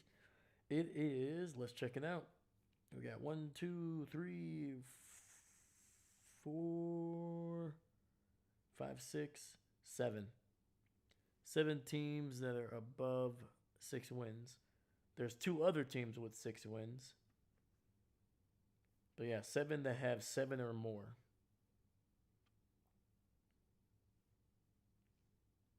I will pump up on that T-Day. Happy Thanksgiving, yo. Happy Thanksgiving, my man. David, I'll catch you later, brother. Thank you so much. Heading out also because it's 11. Yeah, I have to Mickey Mouse. Get some rest, my man. All right. Thank you so much, man. Always appreciate you. Have a good one. But yeah, Steve, there are 7 teams in the NFC with 7 or more wins.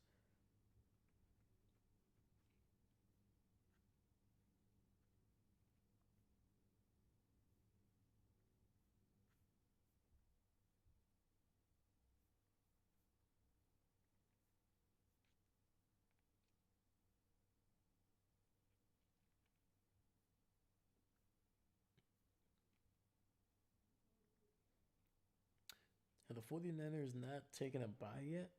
Oh yeah, they play one more game and then they get a bye in the first week of December. Damn, that's a late bye week for them. All right. All right, guys. That is going to be it for me today. A heck of a week. It was awesome. I appreciate you guys. Thank you, thank you, thank you. And we'll see you guys in a couple days for Thanksgiving and for Black Friday. So have a great one, man. I hope you guys are safe. Hope you guys have a great week. And get some food, man. Eat some food. Hang out with family, friends. Do the whole thing, man. Appreciate you guys. All right. And I think that is it. So, yeah, my name is Dave, and I'm not a coach.